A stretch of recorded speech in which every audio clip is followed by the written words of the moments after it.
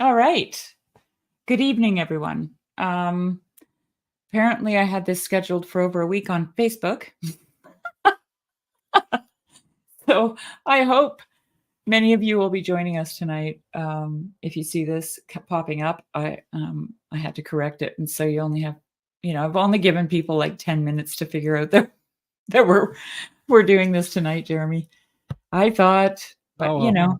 now I know. Now I'm hyper aware of the Yeah. the Well, I believe in differences. God's providence, right? So it's all That's good. right. Whatever Oh, this happens happened. is God's will. Yeah, It's exactly. okay. Yeah. So, he is not the God of the dead, but of the living. That's right. Yes, that's why we're doing this. Because these people are alive. I hope that's what you mean, Chris. I think that's what you mean. All right. Well, Jeremy is taking the wheel and he's going to talk about, now I forgot the names. St. All right. George? Yeah, Yeah. Saint George the Pilgrim. So this is an obscure saint, a Romanian saint that's not well known, and the only reason I know about him is because my priest is married to a Romanian woman. So we get exposed to all these great Romanian And they saints. have really fun, like not fun, but I mean super interesting, like because you've introduced me to the Romanian um side of, orthodoxy and the saints. It's been, I'm just like, oh, I'm so glad we're making these people known. Yeah, Father yeah. Braga and Father George Calciu and, oh, what was her name? The girl with the basket. Um. Oh, this is my. Oh man, I need to know this name. Hold on, Philothea. Philo, Philotea. Philothea. Philotea. Yeah, Philotea. yeah. Yeah. For some reason, I always want to say porphyry, but that's not Yeah, it. no. Well, and someone we haven't talked about yet that I definitely want to talk about is Saint Cleopa, Elder Mm. Cleopa. He was he was the spiritual son of Saint Joseph the Hesychist. So, and that's another one. We got to talk about Saint Joseph the Hesychist and Elder Cleopa, because Yeah. Elder Cleopa was friends with Roman Braga. So, and with Oh, George Kelly. awesome. So, Okay, cool. yep, yep. So this is good. Yeah. Yeah. Let's Yeah, get to know these Romanians because, yeah, man, for they're sure. just amazing. So Um, yeah, and actually, I'm going to share my priest talking about Saint George the Pilgrim, and yeah. then Okay. after that, we'll talk about Saint Nicholas the Turk. So, who I actually just learned about today. Like he just crashed into my life, and his story was so beautiful and so amazing. I was like, okay, we got to do I it. We know. got to Have talk you got about enough? Have you got Saint enough Nicholas the walls? Turk. Have you Yeah. got enough walls in your house for all the icons? Yeah. Well, I try to be more careful with that now. Like for a Yeah. while, yeah, I was kind of in like spiritual gluttony mode, where I was like trying to like buy all the things as a way of Yeah. it's like a very consumerist, like low level form of participation, It is. It is. but I'm also Western, so I try not to be too hard on myself for it. Exactly. So, but I haven't, yeah. Now I did try to find there is an icon of Saint George, the excuse me, the Pilgrim, but I could not find an icon of Saint Nicholas the Turk. So I might actually commission one because it's a very special story. Oh, So wow. Okay. Well, about walls and walls of icons. All of my icons were gifted to me, first of all, wow, oh, that's beautiful. and they came from people on the Discord server, Wow, many of them. wow. One of them was given to me at the church that took me in as a catechumen by the lady who runs the bookstore because I said, "How much is that icon?" And she goes, "Here." Ah, Gave it to me. And I've held off from buying any because I knew that I just knew that I would be, like, overly indulgent yeah, without really having, um, I don't even know how to put it, like a relationship to yeah, them, yeah. and I'm beginning to build that relationship to some of the icons, some of my favorite icons. Funny enough, my icon of Saint Seraphim was given to me by my godparents or my sponsors. That my godparents are actually younger than me. But and they had it done by a monk who lives not like between here and Vancouver. Oh wow. And so he wrote me and said, do you have a favorite? And I was like, oh yeah. And I found one on Etsy that I really loved.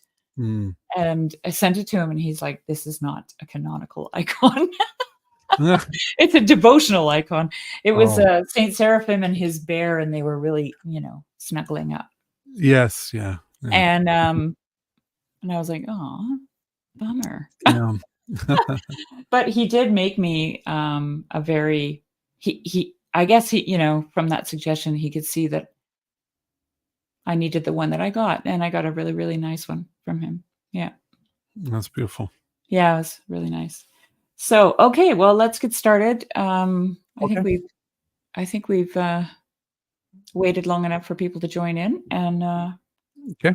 I'll let you take the wheel, Jeremy. I will. This one. Okay. Share. All right.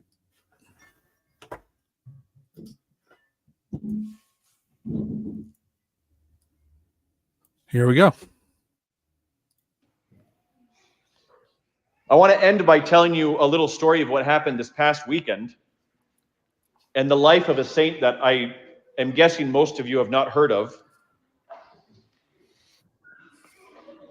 On Friday, I opened up a drawer in my room that contains a bunch of booklets of services, paraklesis services, akathists. And I've got probably a dozen in there to different saints. And I felt this really strong urge. This was Friday night. I felt this really strong urge to take out the akathist to a saint that I've actually never done this service before, but I had his icon not in my office, but in the other office downstairs. And I've never felt this urge before, but I really felt strongly to take out the akathist to Saint George the Pilgrim, who's a Romanian saint. This is the booklet. And I just had this really strong push inside of me that was telling me, bring this to church tomorrow and do the akathist tomorrow. Do the akathist to St. George tomorrow.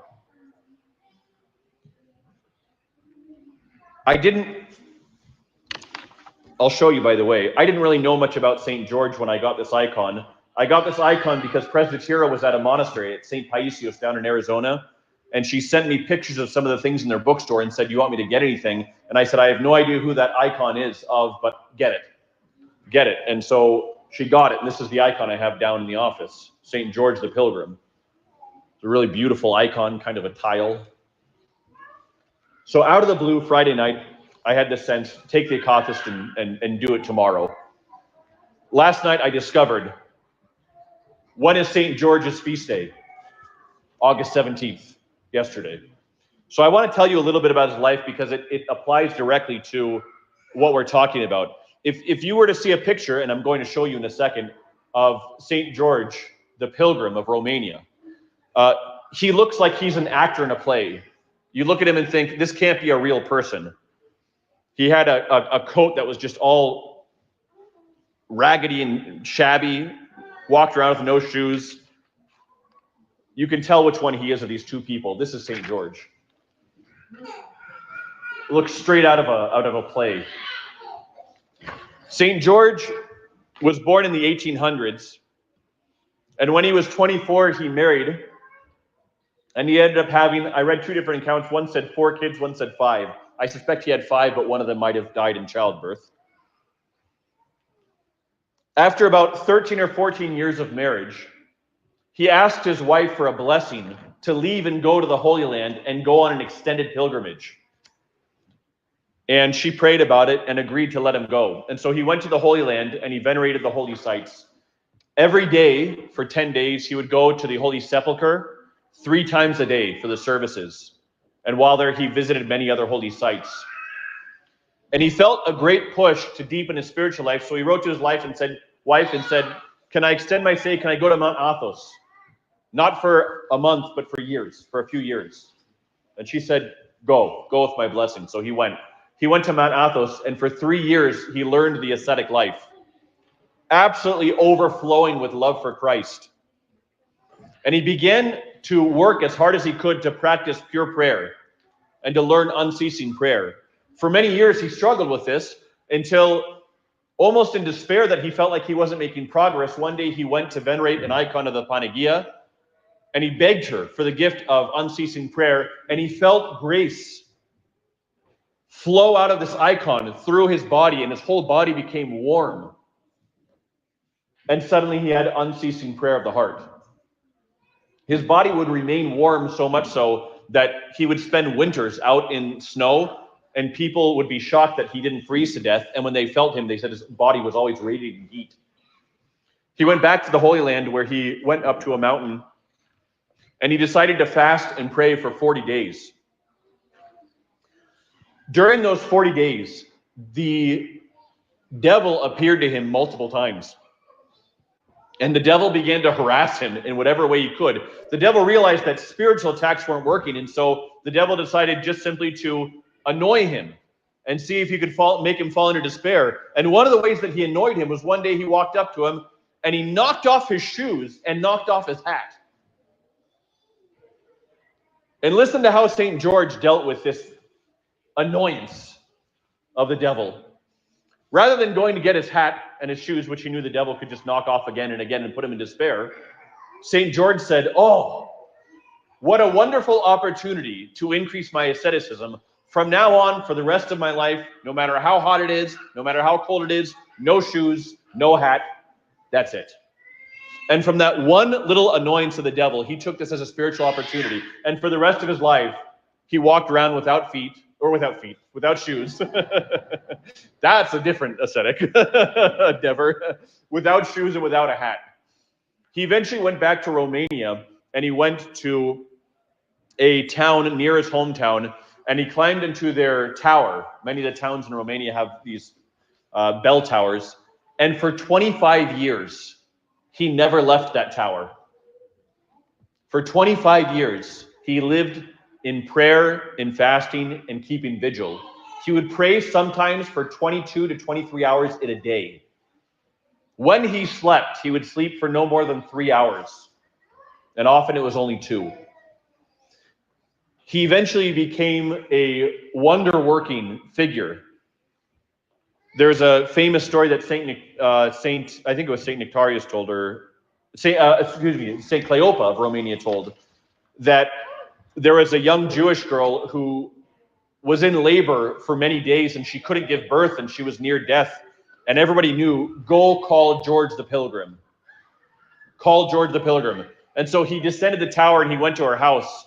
And all he did was look at her and say, may Christ the Panagia be with you, and open your womb. And suddenly, immediately she gave birth. He baptized the child and that woman on the same day, or served as the godparent. He was not a priest himself. There's another famous story where he went to board a train to travel somewhere, and it was discovered that he did not have a ticket. And so the conductor told him, you can't come, and he kicked him off the train. But they couldn't get the locomotive to start. And after hours of trying, they attached it to a different locomotive, and that too wouldn't start. And pilgrims on the train recognized George. They knew him. And they said, this train will not start until you let him back on, with or without a ticket. And finally, the conductor said, I don't believe you, but fine, let's try it. As soon as he stepped foot on that train, everything started, and they were able to travel without a problem. This was St. George. St. George the Pilgrim reposed in the year 1916. And just about 10 or so years ago, he was officially glorified by the Romanian Patriarchate. And his relics lie in state in a monastery there. Down at St. Paisius Monastery in Arizona, they have a small piece of his relics. They've also had a larger piece that's traveled around the United States. I tried last year when it was traveling around to get it to come here, but they already had their date set for where it was supposed to go, and it was going to a bunch of Romanian parishes. But St. George is a perfect example of someone who, in the face of every spiritual trial and struggle, he saw instead opportunity. Never once did he complain or blame God for leaving him. Rather, he saw it in those periods where grace had departed an opportunity to grow spiritually, to fight even harder, and to increase his struggles. And in doing so, he became a man of unceasing prayer, of prophecy, and a wonder worker. He's a perfect example for us, not to be weak in the spiritual life and not to complain, but rather to take the spiritual struggles as great opportunities for our growth. May we have the continued intercessions of the Theotokos as we continue to celebrate her Feast of the Dormition, and may we have the intercessions of the great Romanian saint, George the Pilgrim, with us today and always. Amen.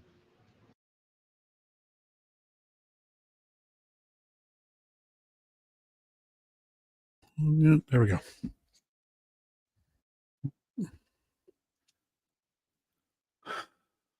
Yeah, there's St. George the Pilgrim. I can't hear you, Shari. You're muted. Sorry. Yeah, I had That's right. myself muted. Forgot. It's funny that you mentioned, or he mentioned, this sense of an absence of the grace of God or something to that effect. Mm-hmm. Hi, Nico. Hi, Joy. Actually, I have to say hello. Good evening, everyone. John and Chris and T-Grog. Because I was earlier this afternoon, I was on a live stream with Mark, and I had made some comments about God's withdrawal, and Jed and I did a conversation last week about the third sermon of Meister Eckhart's, where Meister Eckhart basically says, it is God's work and not your own when he withdraws from you, right? But he withdraws for you so that you can be perfected. And the thing that stood out to me about that was that we often think that if we don't feel God's presence, that we must have done something wrong. And it seems to me that St. George actually leaned into it in the right way, right? He's like, oh, okay, here we go. This is my chance to grow. This is my chance to be more than, and which is what Meister Eckhart is saying when he's talking about God withdrawing. He's withdrawing so that you can become more than, right? So you can grow up like a parent withdraws from their child. So, right. Yeah. So that was There's kind of cool. An image that has always stuck with me. I heard when I was young, where when a bald eagle makes a nest, and they make it out of sticks, and in the bottom of the nest there are sticks poking up out of the bottom, but all the while they're building the nest, once the nest is built, they start pulling the down from their chests into the bottom of the nest, and then the eaglets are hatched, and as they begin to grow, and then there's not as much room for them anymore, slowly over time the parents start pulling the feathers out of the bottom of the nest so that it's not so comfortable in the bottom of the nest anymore. Funny. And yeah. it's time And they for them also to withdraw. Yes, they withdraw. They don't come around as much, and they stop feeding them for a short amount of time. Exactly. Yeah, that's what I was going to say. It's time to go, right? One of the harsh realities of being a baby bird is if your parent thinks you're ready to fly, they just sit in a tree next door and don't feed you. Yeah. and watch you cry. Right. Can you imagine? Right. Well, I mean, I think it's a powerful spiritual image. Yeah. But then, Jeremy, when they land on the ground, when they make their first little flight, and they often land on the ground, the parent feeds them down there. Just not in the nest. Right. Yeah. They don't abandon them completely. They just abandon them till they leave. Earlier in that homily, our priest shared, he was talking about the story of St. Anthony the Great, when St. Anthony was attacked by demons and was physically attacked by them, and was fighting and was basically on death's door. And then Christ showed up, and he out of the top of the room, and he goes, "Where were you?" he goes, I was here the whole time. I just wanted to see how you would fare. Mm-hmm. He's like, I found joy in watching you wrestle. You know? Yeah. Yeah. Which, I mean, we might not, put it in those terms, wrestling demons or anything, but we do find joy in watching our kids trying to figure things out for themselves, things that we know, if only, if we just showed them this one thing, they would have it. Yeah. But there's a joy in watching them figure it out, right? Yeah, for sure. Yeah. It's kind of parenting 101, really, the whole idea of withdrawal from God. Yes. Yeah. But when it first starts happening, it's quite It's disconcerting. Yeah, it is. It is. Once you've gone through the effort of kind of being a catechumen and getting baptized, and you get the grace that comes from that for a while. Oh, yeah. And all of the spiritual candy that comes with that. And then there's that, okay, let's see if you're serious, It's a good thing. I've gone through it and watched all of my godchildren go through it. And it's pretty, it's hard to watch, but it's also beautiful, because you see them find their wings, or find their footing, or, whatever analogy you want to use. And then all of a sudden they're walking on their own, they're walking with God, but they're walking. They're not just like crushed or in despair, Right. Yeah. Yeah. And when you know the story of St. George, you can take courage from that, right? Like this is again, the reason we're doing this. Right. Is so that you can know these stories, and you can ask yourself the question, okay, so how did others deal with these things? Oh, I know, there was this one guy who leaned into it, right? Yeah. Yeah. Which is always my kind of, it's not easy to do at the time, but if you just quiet yourself and think about it a little bit, leaning into it, it's a great game. It's a great game to play. Yeah. Well, and the thing I like about this story too is that it's not about like having some theology degree, it's like not being able to explain the inner depths or the being able to explicate the Trinity the way Saint Maximus the Confessor does. There's also a simplicity, of just being a pilgrim and feeling the call and responding, and then just riding that wave without knowing what tomorrow holds, Right. And that's an extreme act of faith, imagine just being poor pilgrim and saying, oh, honey, I want to leave and go to, I'm going to leave Romania and go to Jerusalem. You don't even know what that means. You don't know where that is. You don't know In what the it's going to be, 1800s, right? Yeah, in the 1800s, right? So, under the Ottomans, right? The Ottomans controlled that area at that time. Yeah, so, those journeys were pretty perilous. Yeah, just exactly. in and of themselves, Right. Not that the Ottomans were enemies or anything, but just the travel, Mm-hmm. Yeah. It's it's just there's a lot to be said for that, and that simplicity of like basically just being like a dog, or being like a child instead of in your head too much and trying to figure everything out, have all the answers first. Right. Yeah. It's good. It is good. Yeah. Okay, you ready for Saint Nicholas the Turk?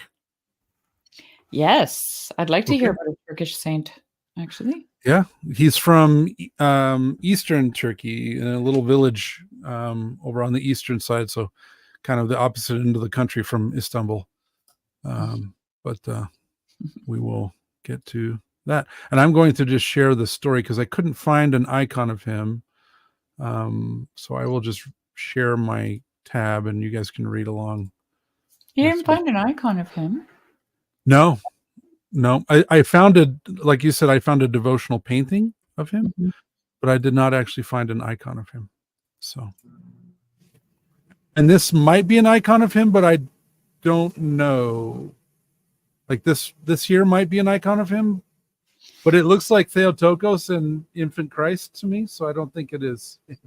Yeah. But there's a devotional painting. Where to go? Down here. Oh yeah, there's a devotional painting here, but that's the only image I could find of him. So, like I said, I'll probably reach out to a monk and commission an icon of him because this story is unbelievable. Okay. So, wait, I was going to ask you something now. Anyway, I lost it. It's okay. I'm sorry. Do you need me to go back to the picture or? No. Oh. Go ahead. Oh, okay. Sorry. Yep. Saint Nicholas the Turk of Optina Skeet. Saint Nikolai of Optina was born by the name Yusuf Abdul. He was born in Asia Minor in 1827 or 1828 in the largely Armenian village of Bagagesh to impoverished parents of noble lineage who weaved cloth for a living. He was the eldest of three, having a younger brother and a younger sister. When he came of age, he traveled to Trebizond and then to Istanbul, where he made the acquaintance of the vizier, and then to Sivas, where he came to serve in the Ottoman army. His regimental commander was pleased with him, and he served there as an officer of the guard, attaining the rank of captain. Sorry. He began to have dreams about the divine liturgy and about the Theotokos, and his sympathy for his Armenian compatriots in particular continued to grow. His unit was transferred from Sivas to Konya and then to Erzurum, where he married the daughter of a senior officer, a great beauty and a politically advantageous match. In 1853, during the Crimean War, he was captured in an engagement outside Alexandropol, which is modern Gyumri in Armenia. And as he observed the Russians who had captured him and how they treated their prisoners, he began to ask them questions about their faith. They recommended him to a certain monastic abbot who sheltered him in his abbey in Tbilisi, and where he was free to learn about the Christian faith. All during his captivity, he attended liturgies, primarily in Russian, and he determined to accept Christianity and to be baptized. However, this would not come to pass as yet. At the end of the Crimean War in 1856, Yusuf Abdul was returned to Turkey along with the other prisoners, and he was forced to leave behind the friends he had made in the Christian monasteries, which he bitterly regretted. He was pensioned in gold for his time spent as a prisoner, and then retired to Erzurum and lived for a time with his wife and daughter. His father-in-law began to suspect him of apostasy, though he made no move against him. He became very good friends with the Armenian families in Erzurum, and they discussed the Christian faith. Yusuf collected a large number of icons and prayer books from them. At length, though, his house was searched by the gendarmes. They found his icons and books and placed him under arrest. They stripped him of his pension and beat him severely with 200 blows of the cane. It turned out that his wife had betrayed him to his father-in-law, who had informed the authorities. He was transferred to a civilian prison, where he was sustained only by the kindness of Greek and Armenian residents who took pity on him and brought him food. As a gavur, so a gavur is an infidel. That's Turkish word for infidel from Islam. As a gavur, he was despised by both the other prisoners and by the prison guards, who beat him and tortured him whenever given the opportunity. He was transferred to Beirut and then to Cyprus, where he was forced to live as a beggar. He was mocked and abused while he lived there, though he managed to get enough food to survive. At length he was allowed, or rather forced, by greedy and vicious gendarmes who found equal pleasure in extorting him, beating him, and forcing him to march barefoot before them, to return to Erzurum. His erstwhile wife and his father-in-law cruelly turned him away from their house, calling him a gavur, refusing his request to let him see his sons, and telling him never to show himself at their door again. He went to the Greek and Armenian merchants of his hometown and asked them for funds to get to Russia, and they arranged for him to flee there, raising 1,000 rubles for his travel expenses. The Turkish authorities got wind of this and planned to arrest him again, but he managed to flee into the Caucasus in a beggar's disguise, with the money stitched into his clothes. He was met with suspicion on the Russian side. They believed him to be a Russian deserter from the Crimean War, and was forced back into Turkey, where again he faced arrest. Not being able to return home to Erzurum in the open without being recognized, Yusuf Abdul instead turned southward, seeking to undergo a pilgrimage to Jerusalem. Here again, he was aided by the Greeks and Armenians, who saw it fit to aid him with money and supplies for the journey. In October of 1874, Yusuf Abdul entered Russia a second time. He was set up in travelers' quarters, given accommodations and food, and made the acquaintance of the mayor of Odessa, who offered to be his sponsor at baptism. This baptism, of which Yusuf Abdul had spent nearly 2 decades in deep desire and steadfast pursuit, occurred on the 10th of November in 1874 in the quarantine church of St. Nicholas in Odessa. Naturally enough, Yusuf Abdul took the wonder worker as his patron saint and was baptized with the name of Nikolai. When the Turks learned of his betrayal of Islam, they caught him and carved crosses in the skin of his chest and back and broke his bones. The Pasha lost consciousness. Thinking that he was dead, the Turks threw him to dogs to be torn apart, but God preserved him. He regained consciousness, thanking God, whom he loved with his whole heart. Passing Russian merchants picked Yusuf up. He told them that thieves had fallen on him, robbed him, and beaten him. Out of compassion, the merchants took him to the Caucasus and gave him to a woman so that he could be taken care of. Yusuf recovered, but was unrecognizable. He was a bent-over old man who walked with a stick, dressed poorly, but had a rich soul endowed with spiritual power. He succeeded in crossing from the Caucasus to Odessa, and until 1891 lived much in Kazan, but also went on pilgrimages to the holy places of Russia. Once, setting out for Moscow, he found himself in Optina, which he had heard of through the fame of the Optina elder Ambrose, now Saint Ambrose. He liked it very much there, but unexpectedly fell ill and was placed in the monastery infirmary. As he spoke very poor Russian, he asked if anyone spoke French. The French-speaking elder Barsanuphius, who himself had been a colonel in the Russian army and had served in Kazan before becoming a monk, was summoned to confess the sick pilgrim. The Turk recounted his life to the elder, but forbade him to reveal his secret while he was alive.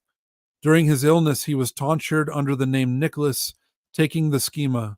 However, he recovered and settled in the skeet. Once, taking a walk with him, he suddenly said, "Father, can you hear the angelic music? It's a great happiness to hear it." The elder heard nothing, and Father Nicholas, in his simplicity, was amazed at his deafness. Indeed, this simple monk was carried up to heaven during his earthly life. He saw the abodes of paradise and heard heavenly music. This we know of from the following event. Father Nicholas was always shy and silent, a sickly man who avoided everyone, although the monks all somehow involuntarily loved him. He never went to anyone's cell, even in the daytime, let alone at night. One night, however, he came to Elder Barsanuphius' cell.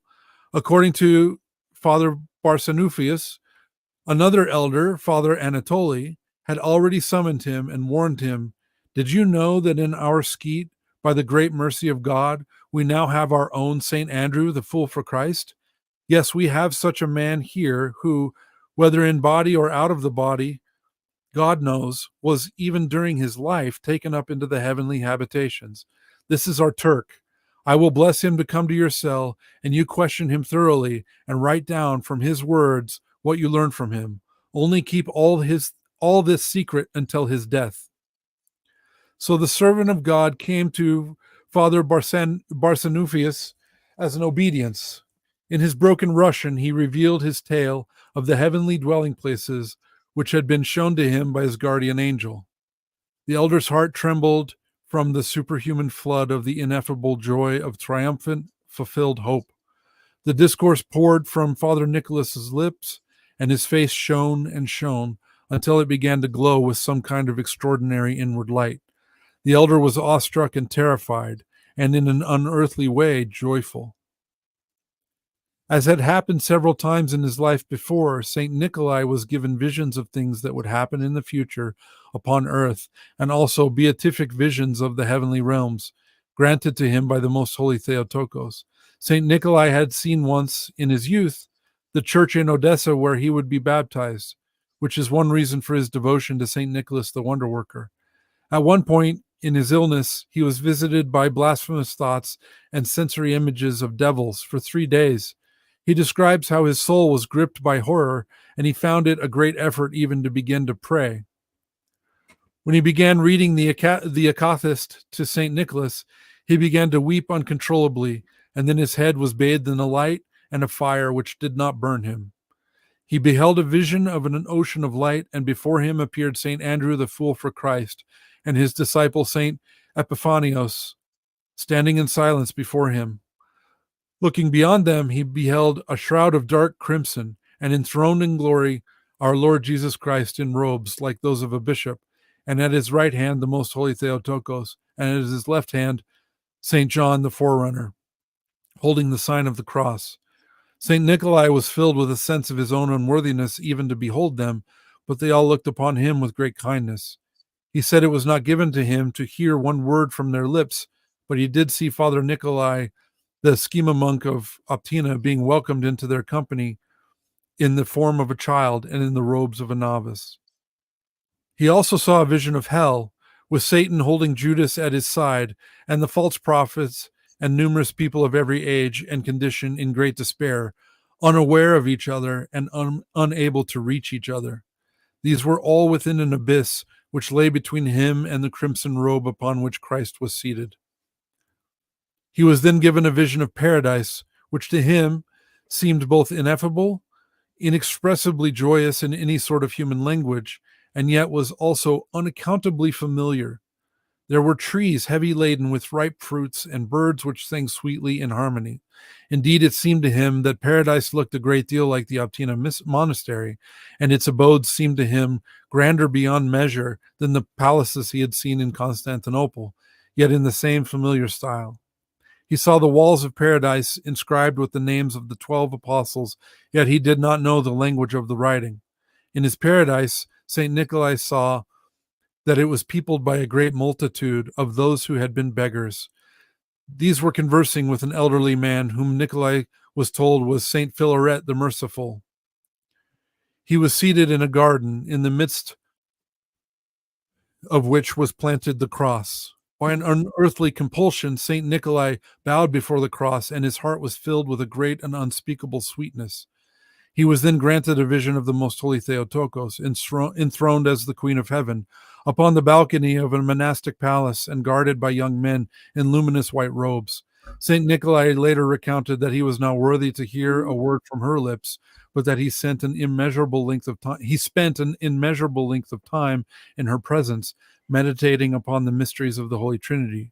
St. Nikolai did not speak about this vision to any except his confessor, Father Barsanuphi, and that only under obedience to Father Anatoly.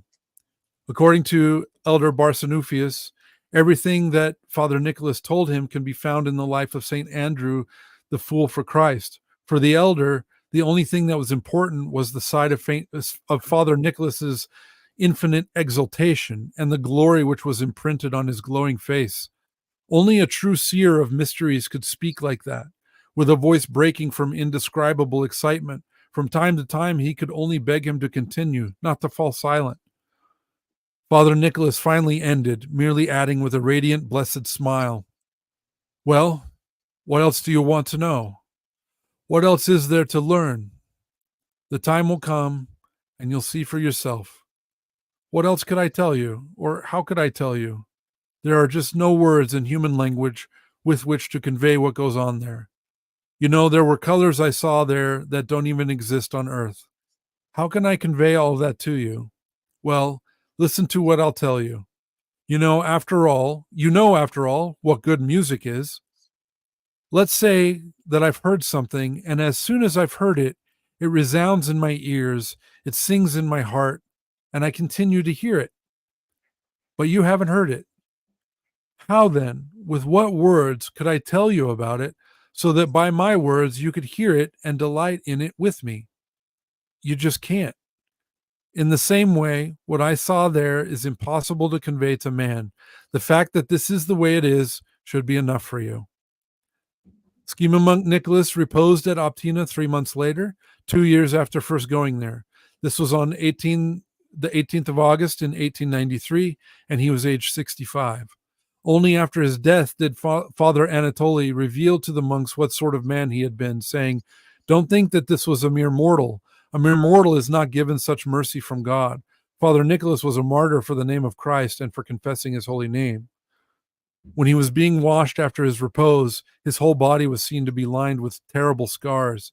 In his homeland in Turkey, they had sliced his flesh with thongs as a result of his conversion to Christ, trying to force him to renounce him. He did not renounce him, and with God's help escaped further sufferings from the hands of his torturers. Elder Ambrose of Optina, whom Nicholas had found due to his fame throughout Russia, sent him to us, to Optina. Blessed and long-suffering Nikolai, witness to the love of Christ among the Turkish people, pray unto Christ our God that our souls may be saved. Mm. Well, thank you, Jeremy. That is an incredible story. Yeah. Yeah. Yeah, you can see why it jumped out, and I had to share it. It's too beautiful. And that devotional picture of him is actually very beautiful.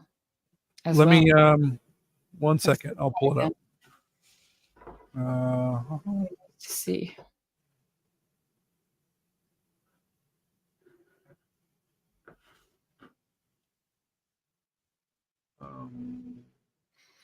Yeah, it is very beautiful. It's a beautiful painting. Do you know where it came from by any chance? I don't.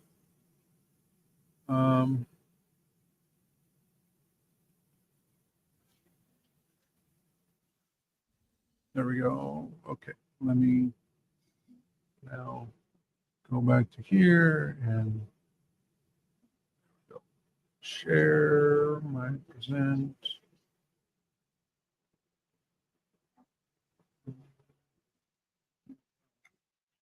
There we go.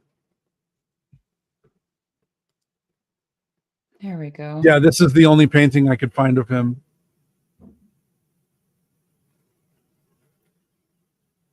So he reposed in Russia then? Yes. Okay. In Optina, which is actually in Ukraine today. Right. Yeah. So there's a whole other thread of saints we can talk about, are the saints of Optina. That's a class powerhouse unto itself. yeah, that's a whole different story. That's a whole different line of saints. Yeah. The saints of Optina are just, it was a really powerful spiritual place in the 1800s. So I'm sure we'll get into that over time. That sounds like a plan. Yeah. I really love these saints that are just kind of obscure and not, well known. Yes. And their lives actually reflect that. Like they themselves lived fairly obscure lives, right? Yeah. Well, it ties back to that idea of this, the day of the Synaxarion of All Saints, where we celebrate all the saints, whether we know their name or not. And it really is a testament to the idea that most of the saints are not canonized. Oh, yeah. And then there are saints like this who are canonized, who are just not as well known, but who still lived very, transformed lives, and also transformative on everyone around them. And that it's not this top-down process of picking who is a saint. It's people around them recognizing Christ in them and and already seeing this light. I also love the humility of him not telling anybody about his experiences until he was told to, out of obedience. He did at the end of his life, and that they kept it a secret for him until he died, just so that he could live humbly and not get too much attention, and also to not endanger him, because you can get carried away in that pride, even at the last moment, and lose it all. Yeah. So it's humility, and it's out of a respect for him, and out of trying to be cautious for him as well, right? It's funny because I don't know, a few months back, for some reason, the verse where Jesus says the Son of Man has nowhere to lay his head, it just kept running through my head over and over again, and I just kept thinking about all the different meanings that might have, right? Like, could mean you have no home. It could mean you have no identity. It can mean you have no theology. No dogmatic doctrines or anything, right? Like, there's just a sense of impermanence, I guess, to what Jesus is saying, that he has nowhere to lay his head, right? So if that's the case, then like we have that saying, home is where the heart is. Yeah. Right. So he didn't actually have four walls, something that was certain, contained. You could make that a physical place. You could make it a spiritual place. You could make that an ideological place, right? He was moving, and he was laying his head wherever he needed to lay his head.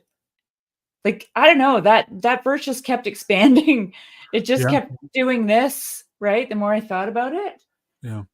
And didn't he say that in connection with following him? I believe that's the case. Yes. I don't remember exactly where it is, but I'm pretty sure somebody wanted to follow him, and he said, if just be aware, something to the effect of, just know that the Son of Man has nowhere to lay his head, right? Yes. And of course, with Christ, it always meant a lot more than just a pillow. Right. You know what I mean? Right. Or a bed, or four walls, or whatever. And I mean, it's included in the gospel for a reason, And both of these saints that you've chosen seem to have quite pilgrimy lives, right? Like, they were moving around a lot. Yes. And especially, it strikes me with Saint Nicholas, because he's despised by his own people, and he's a suspect by the people he would like to be part of, right? Yes. Yeah. And No home, no connection. He has nowhere to lay his head. And so imagine the empathy that he would have had with Christ's suffering. Yeah. Well, and then on top of that, he went 20 years without being baptized. He suffered all of that persecution, rejection by his family. He hadn't even been baptized yet. Yeah, and probably just really wanted to be, but like, I was frustrated with the Orthodox Church because it took them 2.5 years to get me baptized. Can you imagine waiting for 20 and getting beat up and rejected all over the map? Yeah, well, and lacerated, right? Like, well, yeah, and nobody really wants you, right? Yeah, but this is what this. And then he wakes up and thanks God, right? After he's beaten, he wakes up and thanks God. Leans into it, like Saint George. Yeah. Leans into it, because it's it's so funny that we're talking about this, because I just talked about this with Mark, of how this is my priest said to me once, Christ, that is where we meet Christ in our suffering. Okay. And right away, he didn't say this to me, but because I, listened to all these lectures on YouTube, right away, I was thinking of Saint Athanasius, and I think it was, or was it Irenaeus, describing the young girl who was martyred in the Colosseum, and she was put up on a cross, crucified. What was her name? Blandina. Blandina. Oh, yes. And those fellow Christians who were in the arena waiting for their turn, when they looked at her, they saw Christ. Okay, so they actually saw Christ. They didn't see someone who was crucified like Christ, someone who suffered and died like Christ. They saw Christ, because that's where he meets you, in the suffering, right? Yeah. Because Mark asked the question, how come I don't meet God when I'm leaving a party?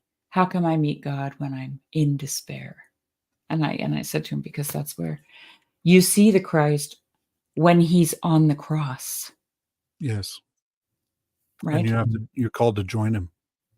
Yeah. Like that's the revelation, right? That's when the revelation happens. So yeah, beautiful. All right. Well, if you find an icon of this man, you let me know. Okay. Yes, I will. I'll work on that. Because look at that face. Yeah. Yeah. Yeah. That's all I can say. Yeah. Well, so my wife's half Turkish, and it's been really interesting to come into Orthodoxy and be able to start sharing that with her father, who, he grew up in Turkey, but he was secular. He came to America when he was 18 and lived a very secular life. But as he, he saw the transformation that our family was already going through, positively, and how my daughter especially had just been completely transformed. And even though she's not Orthodox yet, and he got very curious, and we had some very interesting conversations. And, he was a materialist and secularist, and he had a hard time understanding. However, he did come to church with us quite a few times. And, so he lived with us the last 2 years of his life. He lived in our home. And one time after going to church with us, he said, I have been looking for peace my whole life.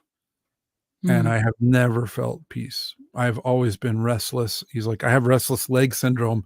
And I said, I think I have restless mind syndrome. I have restless heart syndrome. I just can't I'm never comfortable. I'm never home. I'm never where I want to be. I'm never at peace. And he said, when I go to church with you guys, I'm in a room filled with people who are at peace. Wow. And I didn't even know that was possible. He's like, I didn't even know that existed in this world. And there's a whole room filled with them. And he's like, I actually look forward to going again. And he started donating money to the church. He started buying icons and asking me to give them to the priest. And he started really just wanting to be there, and what was most beautiful. So in Islam, there's no duty to apologize. There's only a duty to forgive. So no one apologizes, at least in his family. Culturally. Culturally, there's no duty to apologize. Right. There's only a duty to forgive. So if someone comes to you and apologizes, you have a duty to forgive them, but you're not obligated to apologize. It's just not how their spirituality works. And toward the end of his life, he was tormented by visions, or you could say, I don't know what word to use, but his brother would appear to him. His brother lives in Istanbul. His brother would appear to him and would,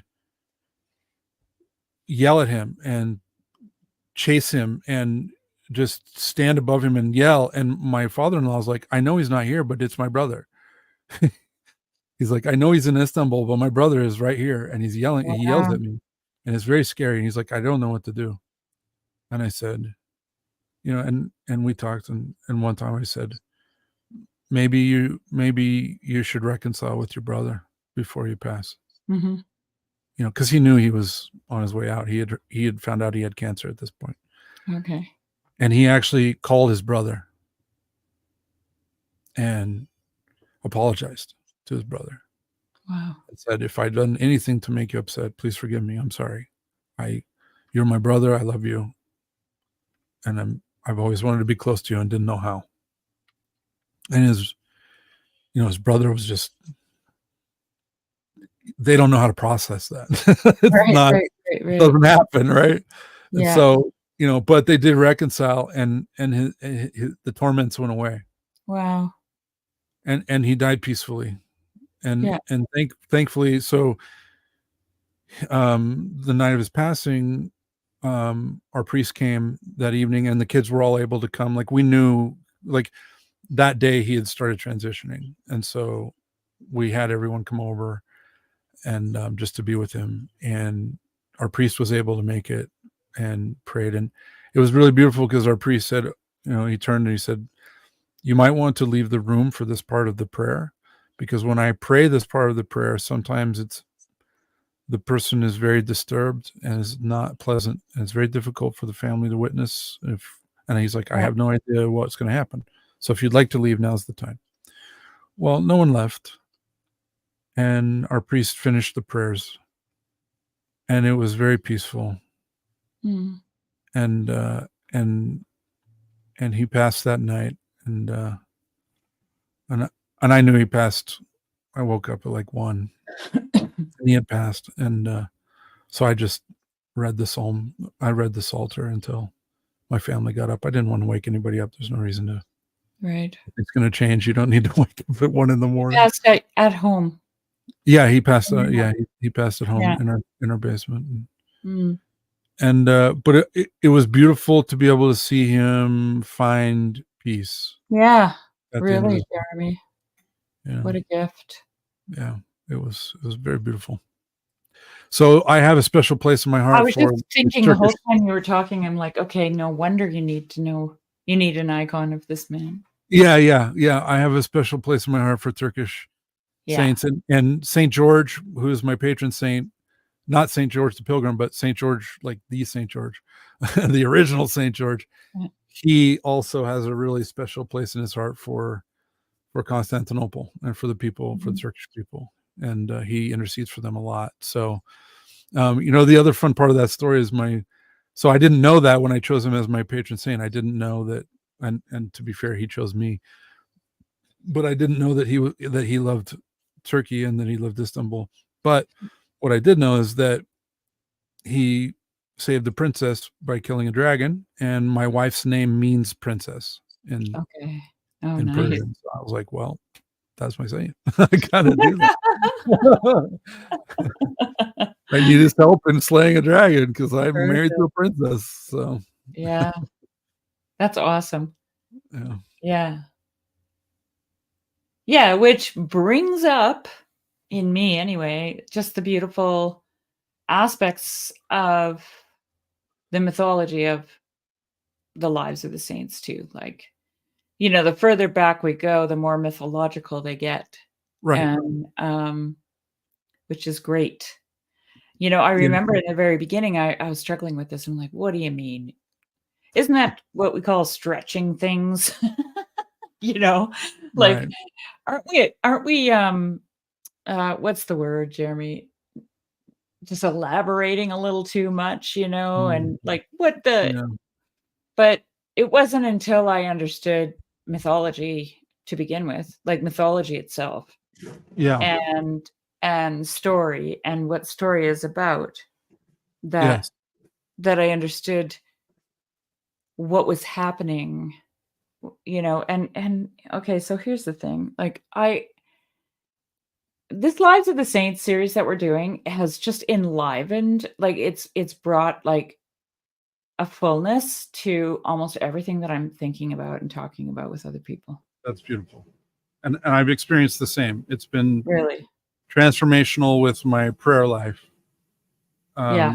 And Yeah, that too. being drawn into it and drawn into the icons and drawn into prayer and not now it's like I look forward to the relief of prayer. I will confess that for much of my Orthodox life, prayer has felt like it's been very challenging. It's been very difficult, and not. I didn't really know what was going on, and now the peace and the calm Mm. that I experience in prayer is so. Wow. It's just. It's something I look forward to. I look forward to praying now, and I haven't always. Wow, that's beautiful. And it's really opening up because of the saints, because of, I mean, I've studied the lives of the saints before, but for this time around, just and sharing it in this way has really connected with me in a deep way. It's been very, very Yeah. special. Yeah, I mean, yeah. Like I said, I think I said last time, like I feel like I'm being transformed, but I don't really know how. Right. And I guess that'll just come out in the wash somehow. Right.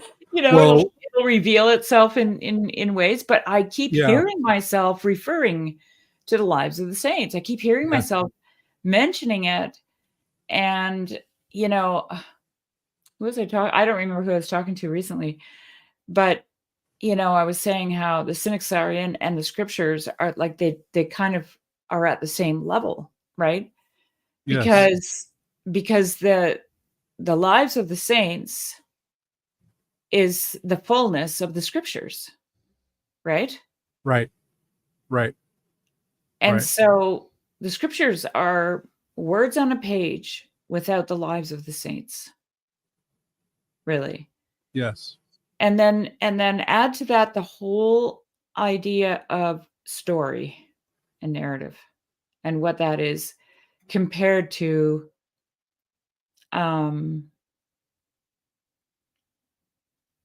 like a text-based existence, let's say. Even just in regards to the internet, like imagine if we never had conversations like this, even though we're not in person, but we didn't have these, real-time conversations. We just texted. Could you imagine the confusion? And here's the other thing. We have fallen into the trap of believing that communication is an exchange of information. Right. Right? Yeah. But Yeah. I recently did a thing with Luke Johnston on an essay that was written by Matthias Desmet, and it's called what's it called now? The something voice of the mother. I can't remember anyway. But what he talks about there is what he says, and I think I'll quote it really quickly so I can find it, because this is this is actually a comment that I wrote today. Let me see here. I just because this has to do with what's coming around for me while I'm doing this series. So I think it's here. Let's see here.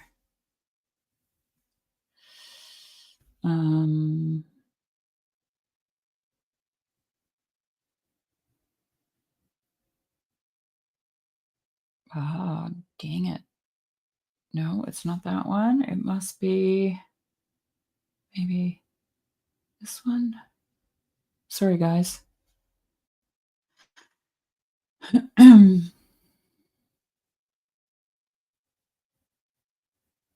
Oh, where'd it go? Okay, now I'm confused.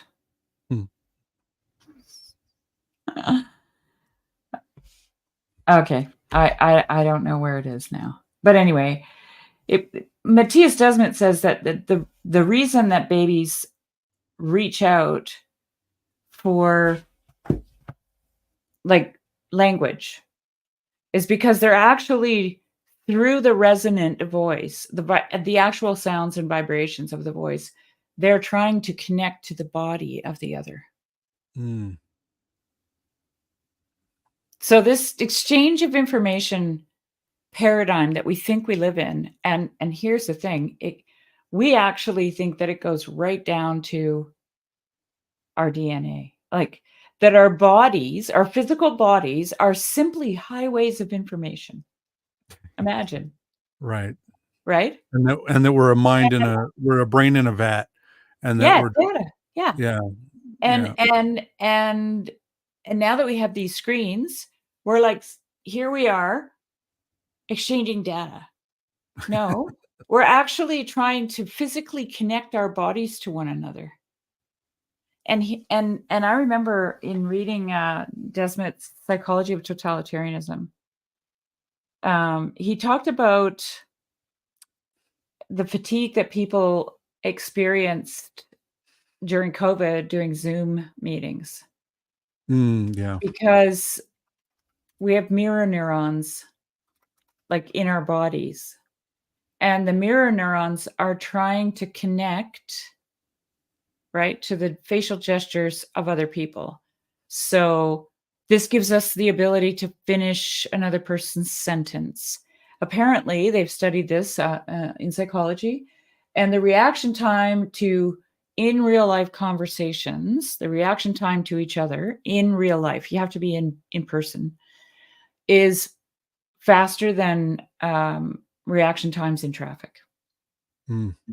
So people can finish another person's sentence, which feels almost, what do you call that? Like prophetic, or not prophetic, clairvoyant. That's the word I'm Yeah. looking Yeah. for. Unless you're And really bad at it like me, and I cut people off and try to finish their sentences. It drives my wife crazy. I'm trying really hard to repent of that. well, you're not doing it to me, so maybe it's good for but anyway, so he said what happened during COVID was people felt this exhaustion because their physical body was literally trying to connect, Mm. and there was nothing, because you're not in real person, so Yeah. there's nothing to connect to. So he said it became known as um, a fatigue that was a result of the absence of the presence of the other. Mm. Yeah. Yeah. And it That was makes because your physical body was literally trying to connect with yeah. the other physical body on the screen. Well, and as speaking of the mirror neurons, it's also a very bizarre experience to see yourself while you're talking. Like, well, Oh, that yeah. never happens, right? And Yeah. that's another weird thing that happened because of Zoom calls, Mhm. where you actually see yourself. It's very disorienting and very dissociating. It's a lot of it can really mess you up.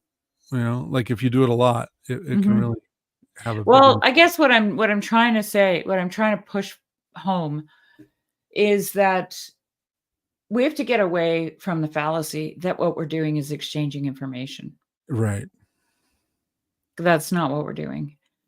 And part of the way to understand that better is to understand narrative.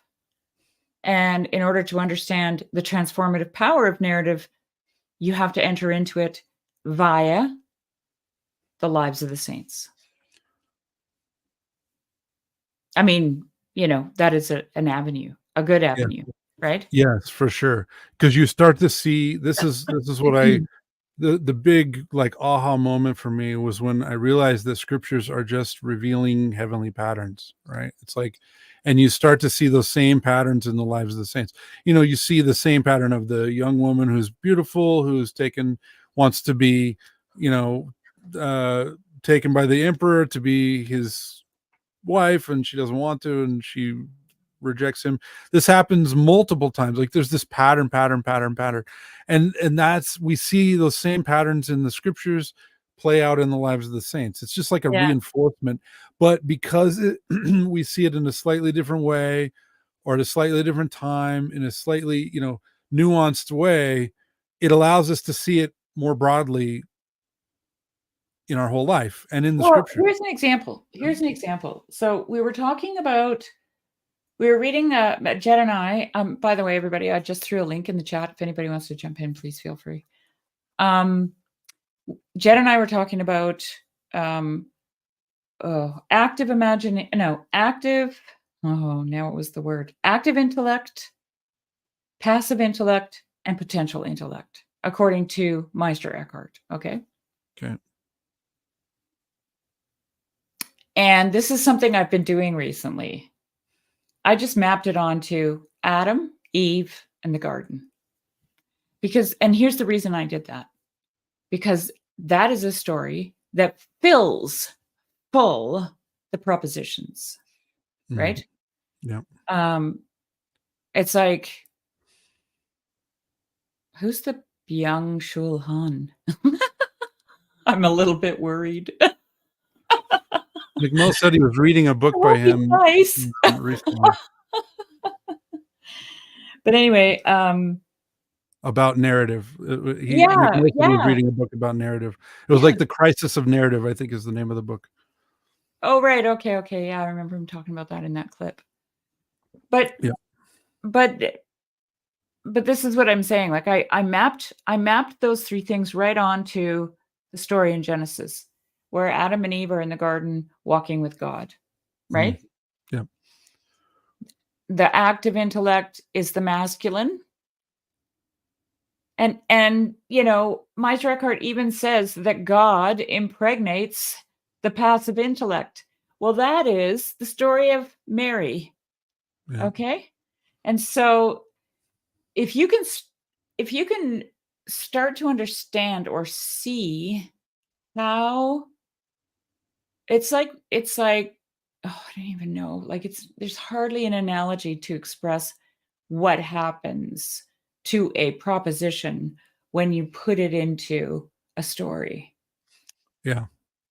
Like it's not even, it's not like Technicolor movies don't even come close to describing what's actually happening there, because I just keep getting an image of a balloon filling up with air or something. Like it just becomes like three-dimensional.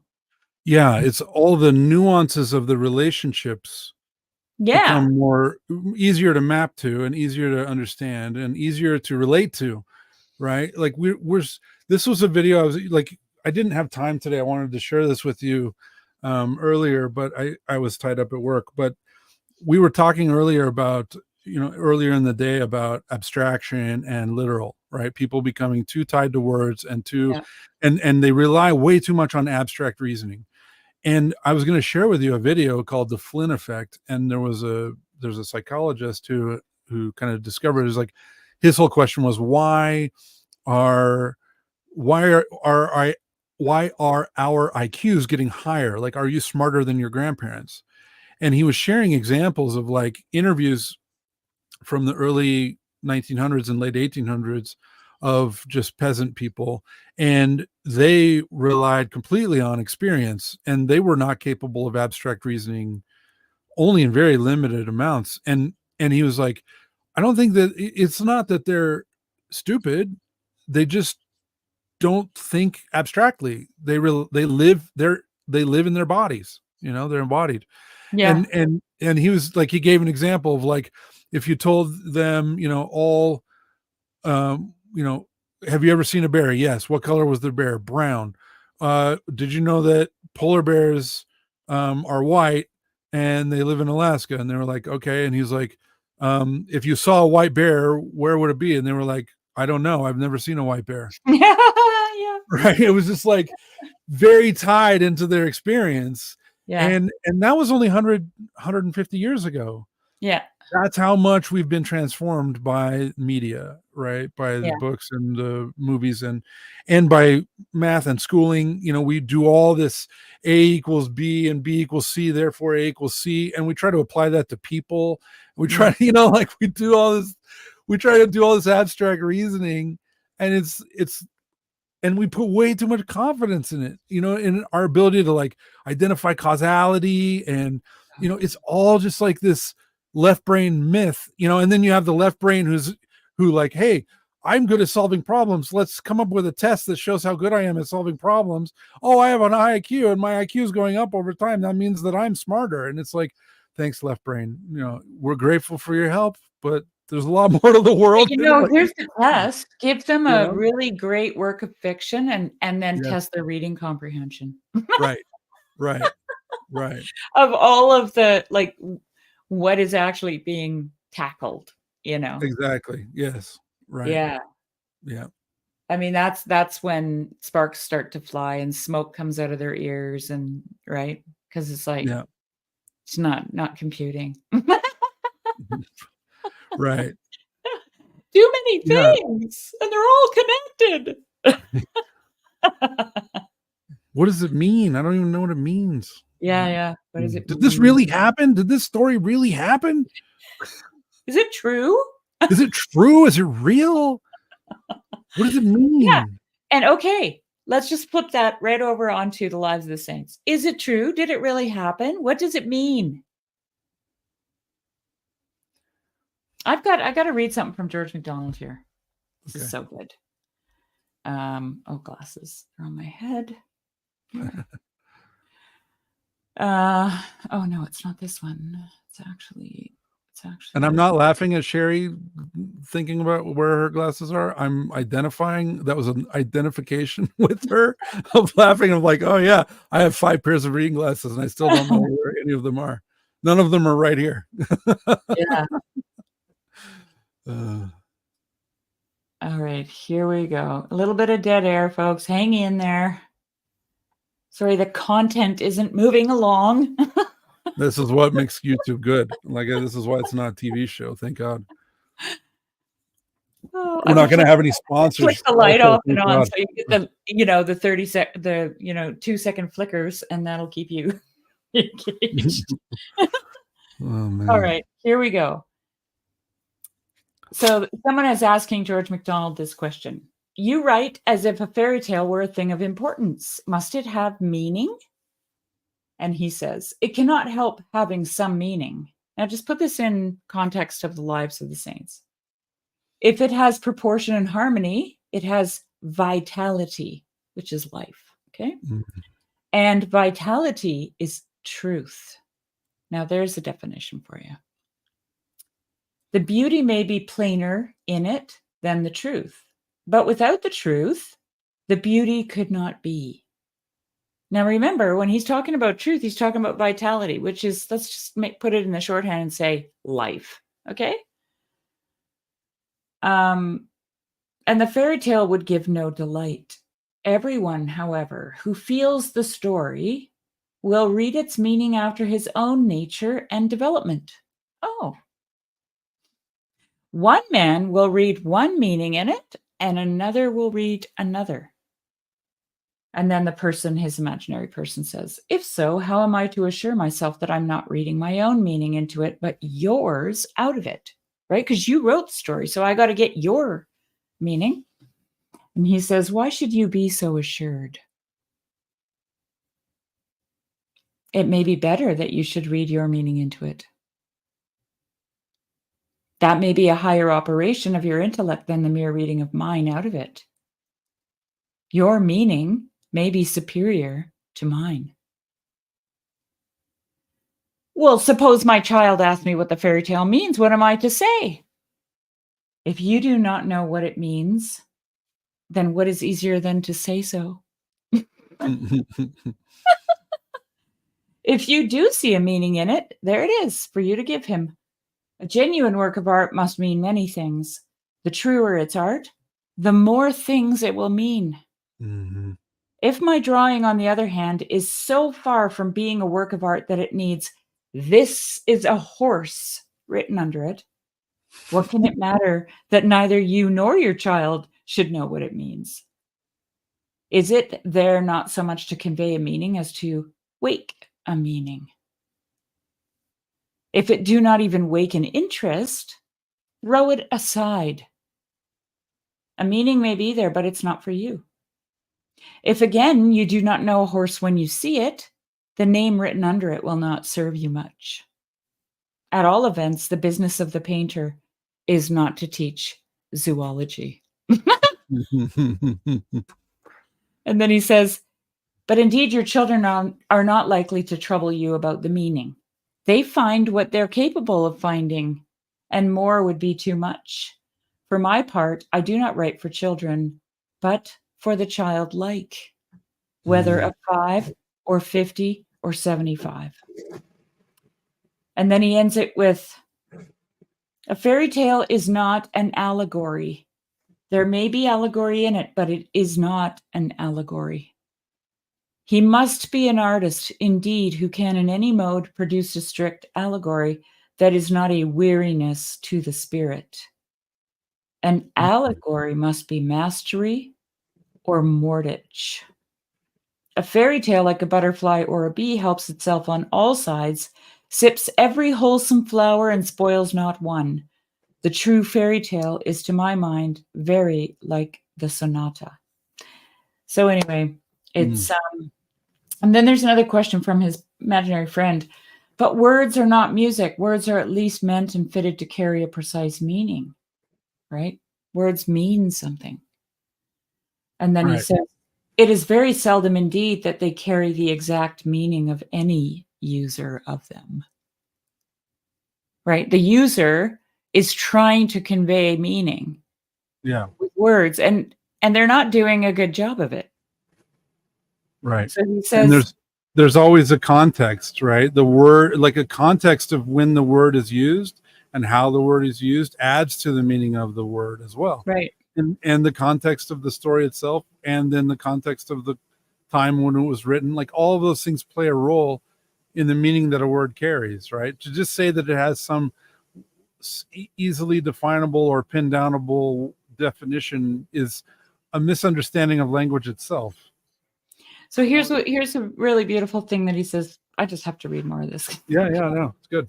And if they can be so used, so the words, okay, if the words can be so used as to convey definite meaning, it does not follow that they ought never to carry anything else.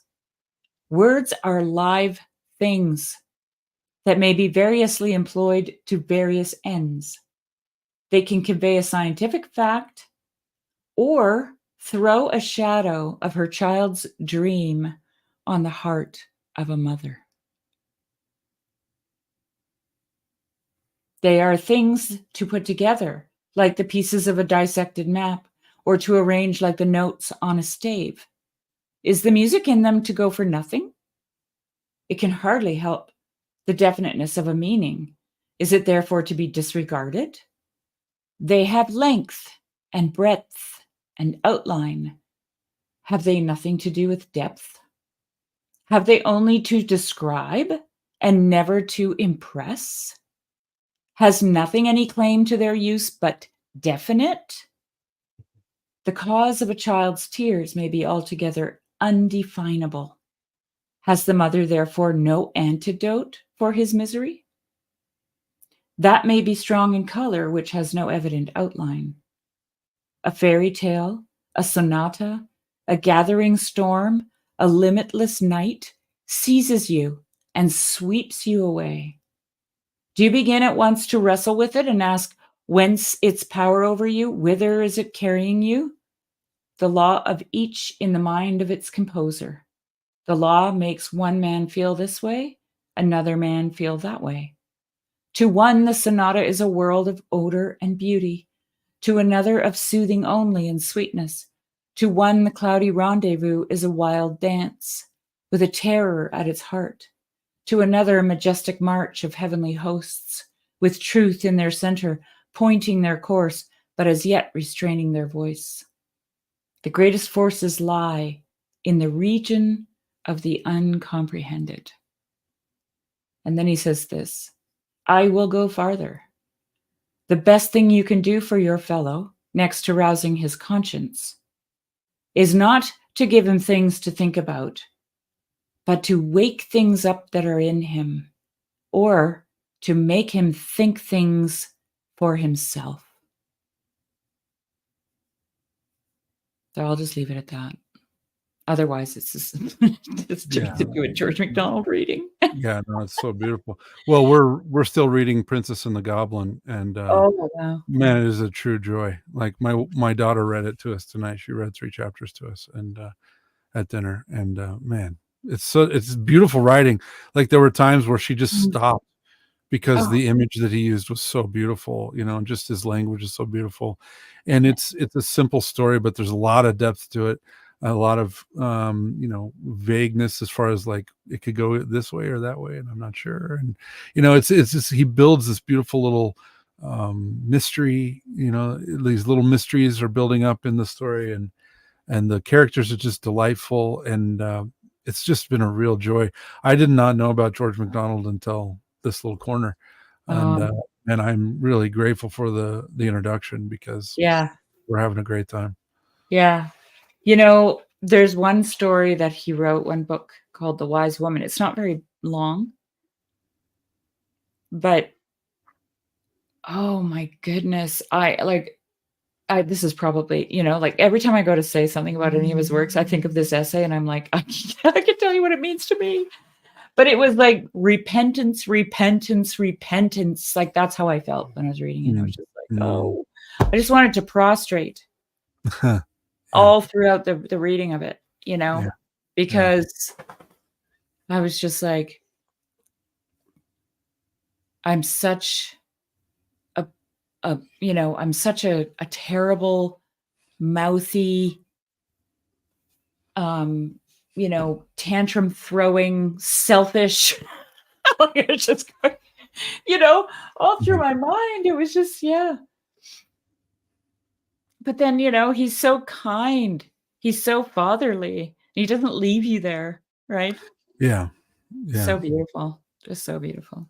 But anyway, like I'm not talking about this because of George. I mean, George is helping us to understand it, but I'm talking about this because of why this is so important, why story is so important, why learning these lives of the saints is so important, and understanding the stories. And even if they get elaborate, right, Hulk? Right, Hulk? That's a farm dog. Yeah. A hungry farm dog. Remember I told you we were always right in the dinner hour? Oh, right. This is him being impatient. Well, drop the link and see if anybody wants to join, and then you could go feed the dog. I'm gonna let him out. Okay, yeah, that's fine. And then he thinks I'm gonna feed him, and I don't. It's a really cruel thing to do. But. Okay, somebody come in. Somebody join. Ready? Yeah. Join. I'm not going far, Jeremy. I just have to open this door here. Come on. Okay.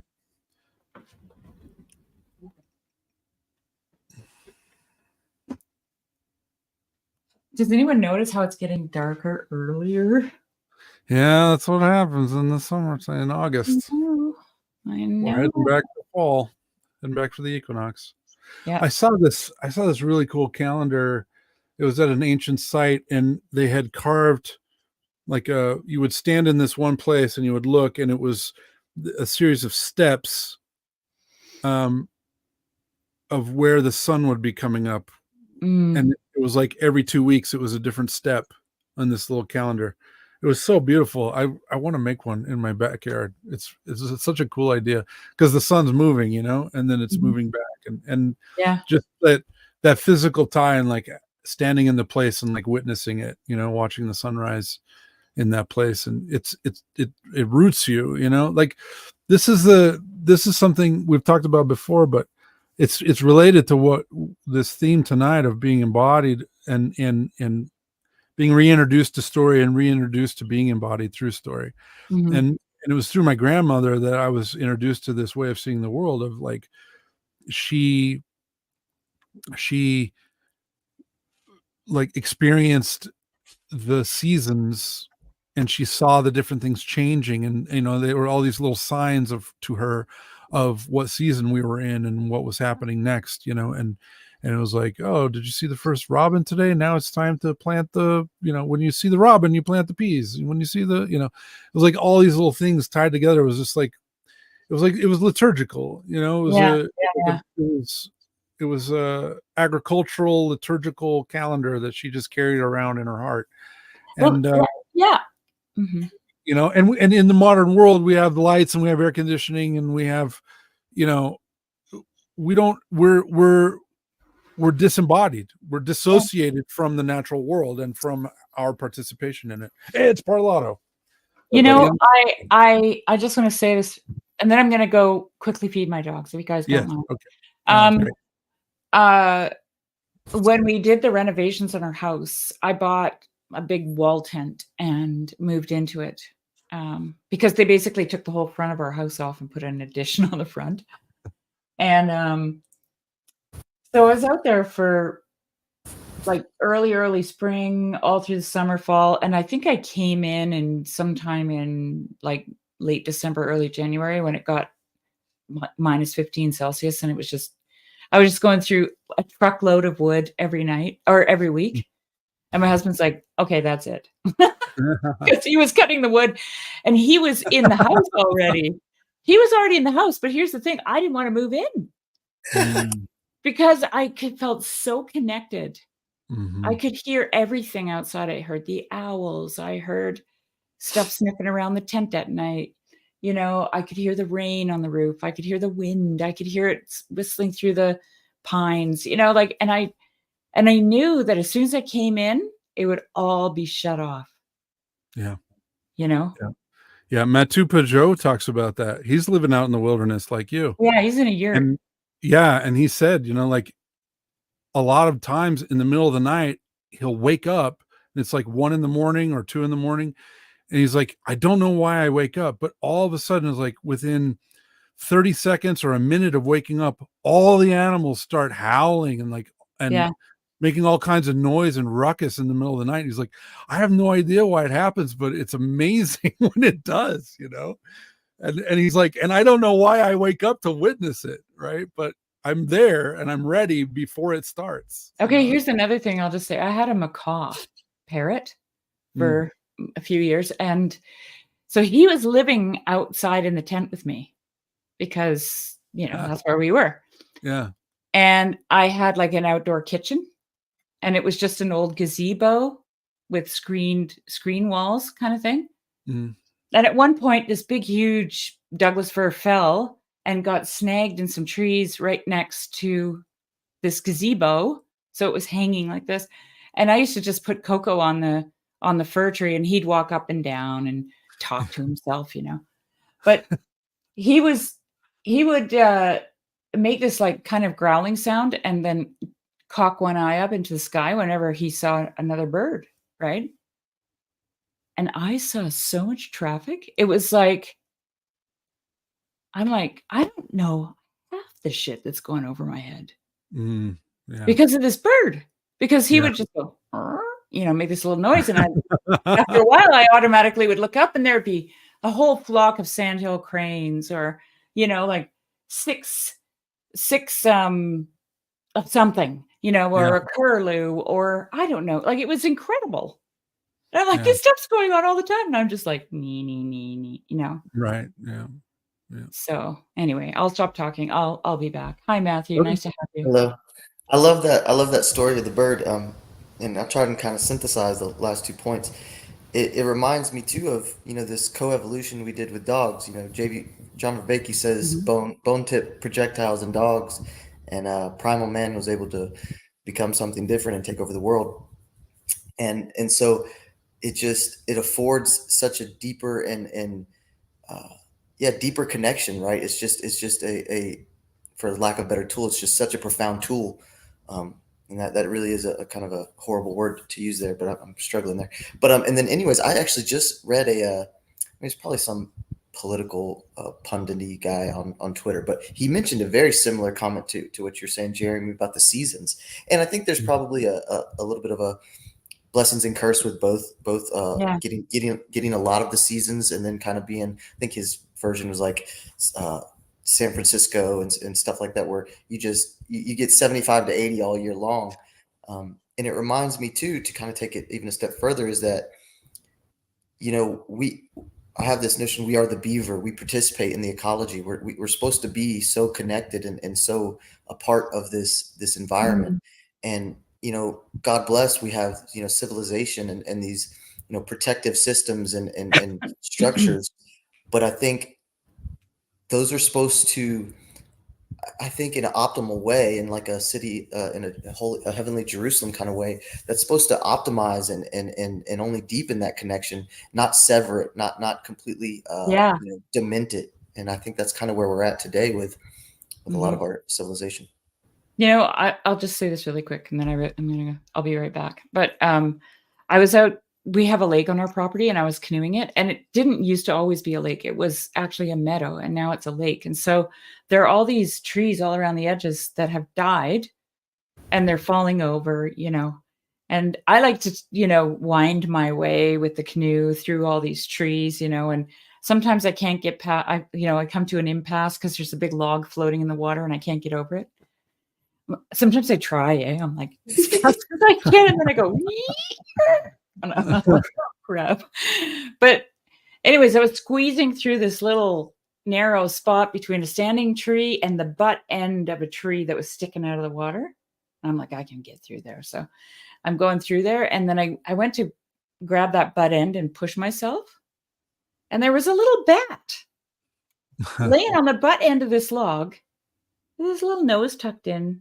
He was just sound asleep, just laying there breathing. His little tummy was going up and down. And I went, oh, look at you. I didn't know bats just slept out in the open. I thought they always had to, I thought you guys hung upside down, kind of thing.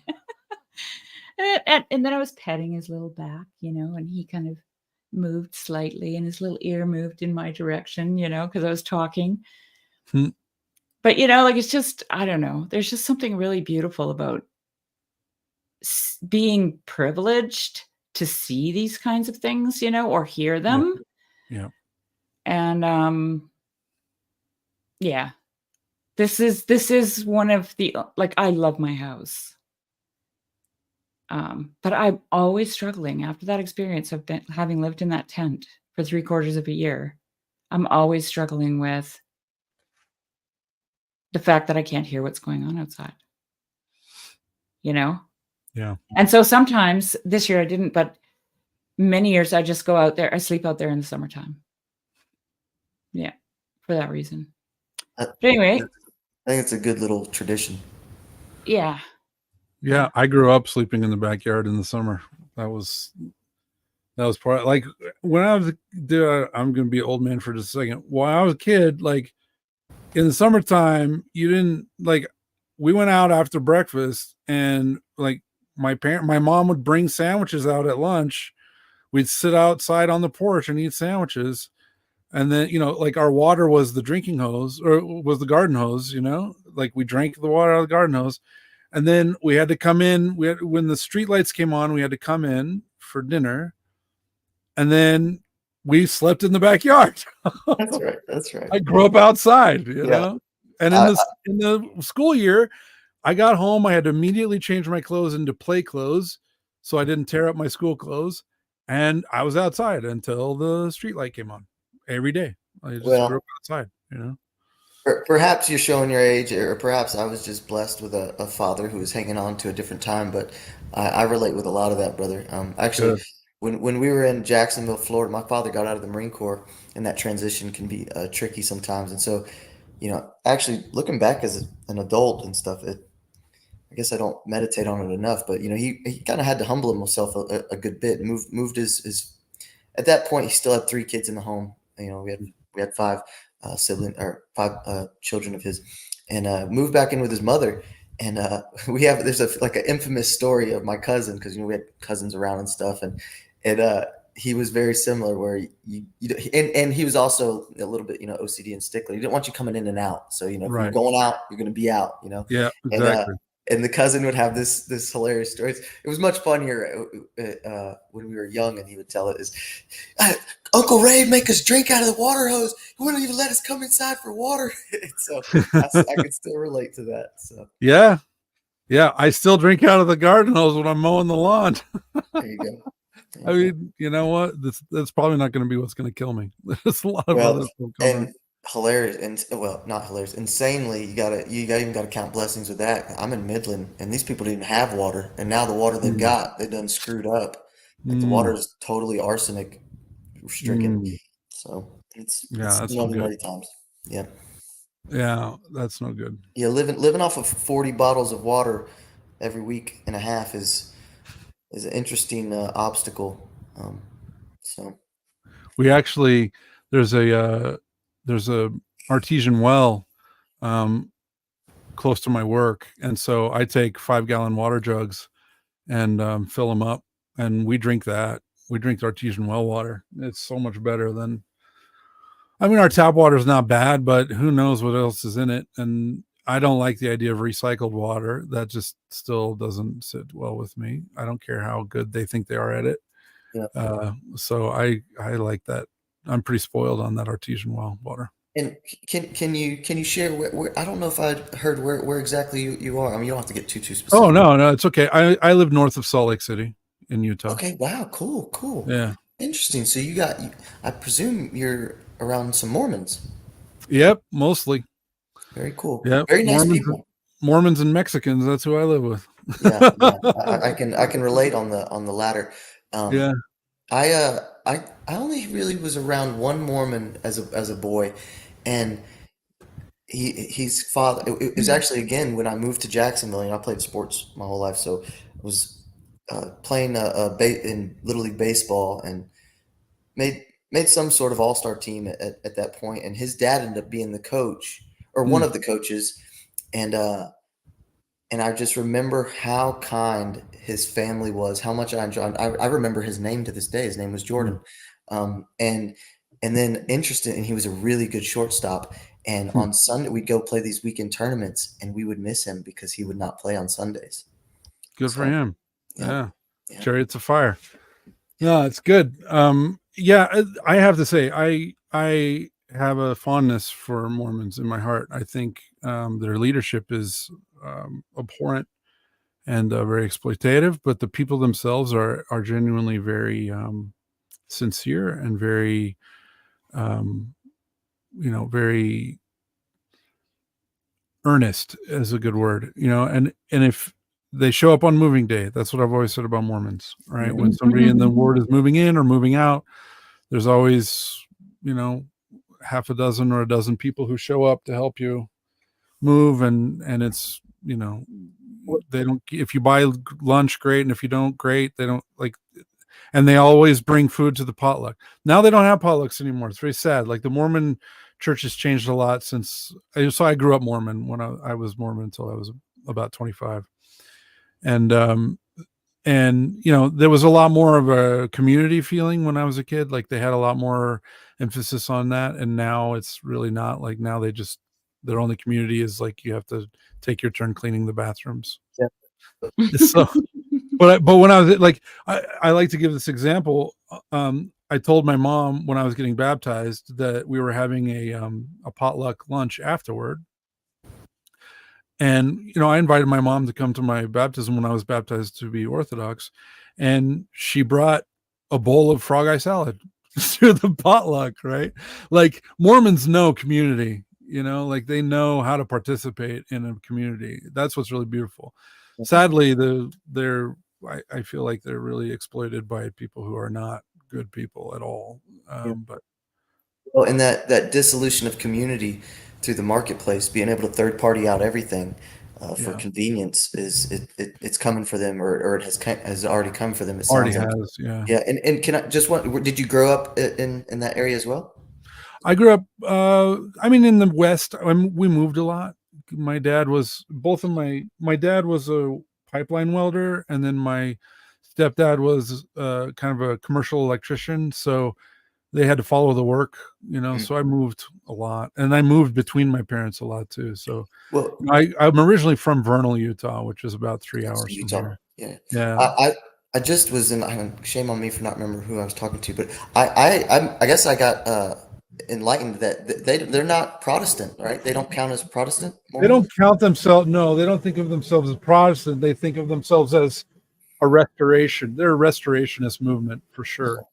They think they consider themselves a restoration of the early church, although they're kind of like, so they really used to push the great apostasy, and that basically after the last apostle died, the priesthood left with them, and that the church fell into error at that point, and then was restored by Joseph Smith in 1830. That was their story. So I didn't know anything about early church history, like early Christian church history or anything like that. And then, but since then, like since in the last like 10 years, they've really backed off of that narrative, and they just go, well, along the way they lost their way, and they're a lot more vague about it, and they kind of don't really emphasize it anymore.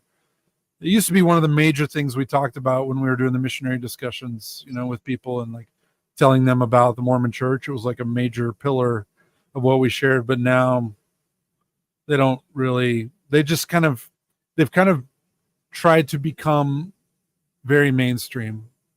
And they've taken a lot of cues from Big Eva, from the evangelical movement. Well, first I was if Shari has any comment. Me? No. Yeah, you good? Okay. Sometimes I can dominate a conversation. I think that's very obvious. I'm really trying to work on Me that. too. Yeah, I can't relate at all. Okay, great. Well, I was gonna say it's a little bit of a left turn, but you threw in some threads there that I think make it relevant or pertinent. And obviously, if you guys don't have any thoughts or don't care to talk about, but so you guys aware of the shepherds for sale conundrum that's going on, the controversy? Yeah. No, I'm not. Do you have any? Do you want to share with Shari, or do you have any thoughts on it, Jeremy? Or like, it was just she just documented how a lot of prominent preachers in the evangelical movement have been taking money from leftist organizations and attending leftist conferences, etc., to start like figuring out a way to slowly move their congregations to the left, and they've been actively working in that direction. And there was a woman who was a journalist who then was took time off from being a journalist for a few years to raise her family, and then kind of like got hooked into the story and started documenting it and started finding all the connections, because a lot of these records are public, as far as who's donating to who, and she's just documenting it and then documenting things that people are saying that are in that direction, and now, so she wrote a book about that, and is this that thing about that Gavin guy? Yeah, he's involved a little bit. Yeah. Yes, yeah. And honestly, it's actually very apropos, Shari, that you're not totally tuned into it. And I kind of want to tie in another little bit of a left turn. Is I saw you have a comment on the John Vervaeke stream, and I just really want to give you the appreciation. I saw it for when one of the guys he had on there kind of made a pretty ignorant and derogatory. Do you know what I'm talking about? The derogatory term about being able to spot Trumpers from looking at them. And to a degree, there is the world is gnarly. There can be a grain of truth to that and heuristic and blah blah. But I want you to know I 1,000% stand with the sentiment that you express, and I greatly appreciate it, especially as someone who, and I don't want to put anybody in political boxes, but I'll just do me. I know kind of my political dispositions and even how I've let go of some of that to try and aim and foster something more beautiful, something more relational and loving. Okay, so I actually shared that with Jeremy, because the reason I watched that stream was because it was about redefining saints. Yes, that's right. And I was like, oh, okay, cool. Let's see what, because we're doing this series, right? And I shared it with Jeremy, and I think when he said that, it was like halfway through. It was about almost exactly halfway through the thing, and I just wrote that comment and shut it off. Oh wow, yeah, he kind of revealed himself a little bit. Well, here's the conundrum for me. Like, people are always pushing back on the idea of a stereotype, right? And then they say something like that, and I'm when it's like, convenient. Yeah, and it's just too obviously not thought through for me. And so because it's not thought through, I don't know how much of the rest of the thing they're going to say is thought through. Right. Like that's what happens, you know. I fall Mhm. out of the the ability to what trust perhaps, or maybe even remain interested in what they have to say further. Now, I'm not saying that what they said was wrong or anything like that. I hear It's you. I hear for you. me personally, right? And I think I said something like, do you realize how wicked that statement actually is? Amen. Yeah. Right? Because when you do that to and I just kept thinking of the basket of deplorables. Yeah. Yes. You know, it's dehumanizing. Right. Yes, It's ma'am. very Yes, ma'am. dangerous. Yeah. It's It's very dangerous. so evil.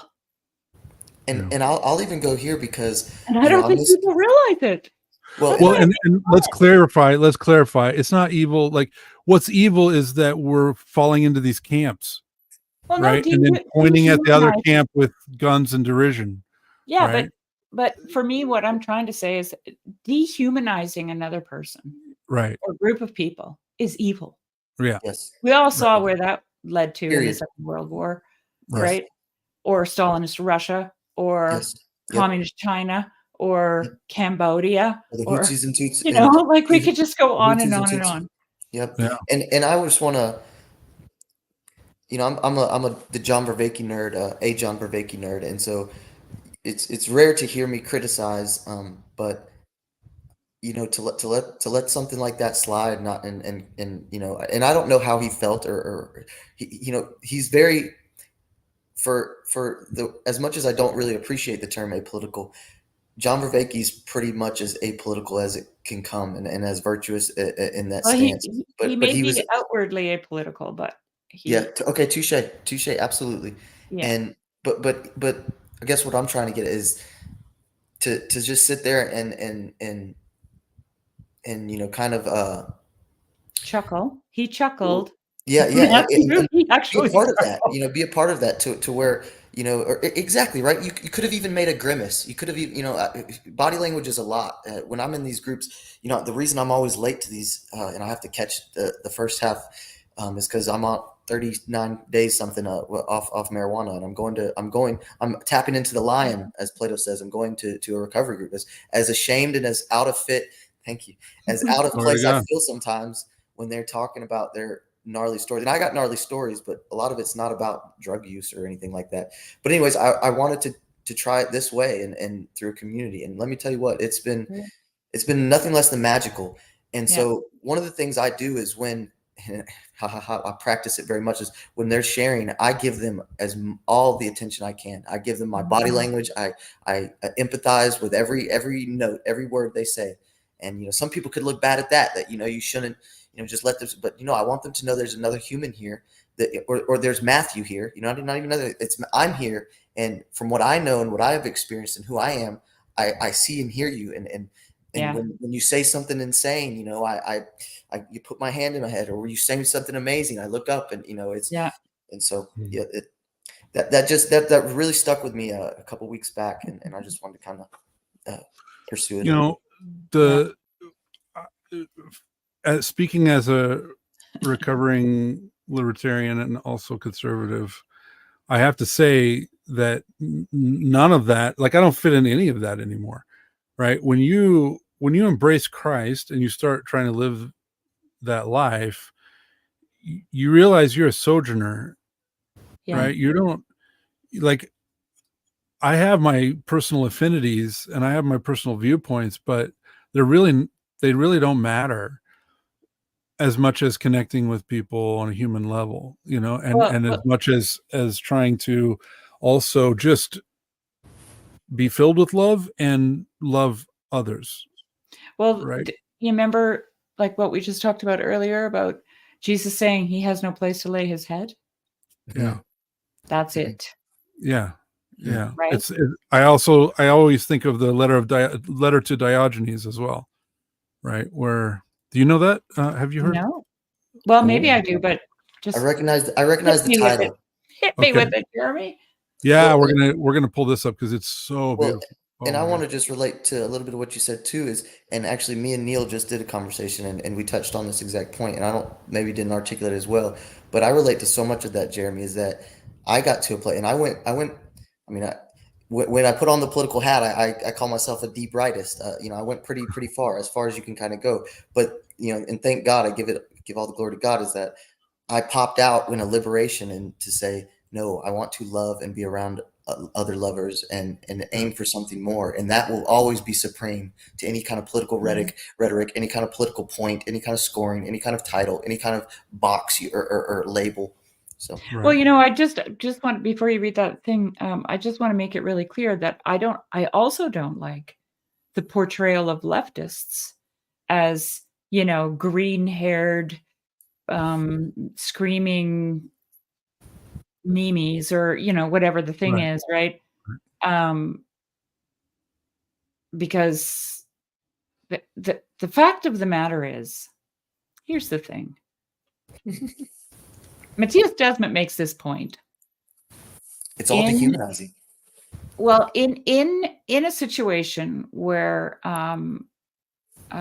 people get swayed by a totalitarian state, let's say, 30% of the population will follow by the letter, whatever the party line is, 30%. And 40% of the population is agnostic and generally does whatever is convenient. Right. Okay. So, and then there's the other 30% who, for some reason or other, don't fall into the hypnosis. Right. And they have studied that last 30% and studied them to see if they could identify who would be in that group. They have no clue what would make you not fall prey to the hypnosis. It has nothing to do with your political leanings, whether you're left or right or anything. Okay? The left brain can't map it. Just think about that. Yeah, there you go. And also the front running 30% who just blindly, go. I mean, they do fall into a category because they follow something, but they don't fall into that category because they're all the same, right? And so this is the problem I have with saying he looked like a Trump supporter. What does that look like? That's what I asked in the comment. What does that look like? Tell me. Write me a description. Write a textbook so we could all identify. Write a book, right? Yeah. Give us a diagram. How about anatomy? What does their circulation system look like? Do they have one heart or two? Oh gosh, you're right. Anyway. Go ahead, Jeremy. So this is, I mispronounced his name. It's a letter to Diognetus. We don't know who wrote this. It's an anonymous letter from the early Christian church. So this is like 1st or 2nd century. Christians are indistinguishable from other men, either by nationality, language, or customs. They do not inhabit separate cities of their own, or speak a strange dialect, or follow some outlandish way of life. Their teaching is not based upon reveries inspired by the curiosity of men. Unlike some other people, they champion no purely human doctrine. With regard to dress, food, and manner of life in general, they follow the customs of whatever city they happen to be living in, whether it is Greek or foreign. And yet there is something extraordinary about their lives. They live in their own countries as though they were only passing through. They play their full role as citizens, but labor under all the disabilities of aliens. Any country can be their homeland, but for them, their homeland, wherever it may be, is a foreign country. Like others, they marry and have children, but they do not expose them. They share their meals, but not their wives. They live in the flesh, but they are not governed by the desires of the flesh. They pass their days upon the earth, but they are citizens of heaven. Obedient to the laws, they yet live on a level that transcends the law. Christians love all men, but all men persecute them. Condemned because they are not understood, They are put to death, but raised to life again. They live in poverty, but enrich many. They are totally destitute, but possess an abundance of everything. They suffer dishonor, but that is their glory. They are defamed, but vindicated. A blessing is their answer to abuse, deference their response to insult. For the good they do, for the good they do, for the good they do, they receive the punishment of malefactors, but even then they rejoice as though receiving the gift of life. They are attacked by the Jews as aliens, they are persecuted by the Greeks, yet no one can explain the reason for this hatred. To speak in general terms, we may say that the Christian is to the world what the soul is to the body. As the soul is present in every part of the body while remaining distinct from it, so Christians are found in all the cities of the world, but cannot be identified with the world. As the visible body contains the invisible soul, so Christians are seen living in the world, but their religious life remains unseen. The body hates the soul and wars against it, not because of any injury the soul has done it, but because of the restriction the soul places in its pleasures. Similarly, the world hates the Christians, not because they have done it any wrong, but because they are opposed to its enjoyments. Christians love those that hate them, just as the soul loves the body and all its members despite the body's hatred. It is by the soul, enclosed within the body, that the body is held together, and similarly it is by the Christians, detained in the world as in a prison, that the world is held together. The soul, though immortal, has a mortal dwelling place, and Christians also live for a time amidst perishable things, while awaiting the freedom from change and decay that will be theirs in heaven. As the soul benefits from the deprivation of food and drink, so Christians flourish under persecution. Such is the Christian's lofty and divinely appointed function, from which he is not permitted to excuse himself. Jeremy, can you send me that? Yep. That was beautiful. I love the line that the soul holds the body together. I love that. That's very much on this infatuation or newfound belief I've found in the spiritual aspect of all reality. I think it's the coalescence of relations used to just be called a spirit. Used to be just called a soul. Mm-hmm. And you said nobody knows who wrote that? Yeah. Do we know time period? Yeah, it was around 200, like 150, Oh, wow. 200 AD. Yeah. It's very early in the history of the church. But no, that passage, man, it comes back to me all the time. And Yeah. especially with regard to these political conversations, right? Like it is, there's a priest that I listen to, his channel is called The Royal Path. And they did a whole year series where they took phrase by phrase, they took the Nicene Creed and he explained phrase by phrase what it meant and spent like 2 hours on each phrase. It was like a 2-hour episode and it took them a year to get through the Nicene Creed. It's a very good series. But now that that's over, they're kind of just talking about kind of current events. Mm. And what they were talking about recently, well, one phrase that they visit a lot, or one thing that they say a lot, is the outrage is the spell, right? So it's the reaction that they're going for, and your reaction and you get emotionally involved is the kayfabe, right? Where you're not thinking with your mind anymore. You are drawn into a story. You're drawn into a drama. Pure emotional. Yeah. Yeah, and it's purely emotional, but they do that because they want to get you to respond. They want you to they want you to act out. They want you to, and it's both sides who are playing this game. It's not, both sides are outraged at the other side. Mhm. And it's the outrage that's the spell. Like that, and just hearing that really helped me kind of find a new place in the political world as far as like not engaging in it anymore. I mean, I still pay attention, but only a little, about a small amount of attention, just to know what's going on. But now it's like just thinking about that, the outrage is the spell, and that passage, that letter, saying, we participate as full citizens, but we're also aliens. Well, here, going back to that Verviki stream, the title of it was Redefining Saints. But then these people who they named, or who he named, they certainly couldn't be a saint, could they? Hmm. They didn't fall into that category. And so I'm like, oh, okay, so you're going to redefine saint for me and exclude somebody? Right, a whole group that A you whole probably group. never have talked to The whole before. group. Right. Yeah. Those intellectual academic types, yeah, absolutely. They're not. They've never spoken. And the I just loved found ones it that, so ironic, Matthew. You know, yeah. it was just Well, so ironic that the and that's title why I was brought it up. Yeah. And that's why I brought it back up, because it really, you know,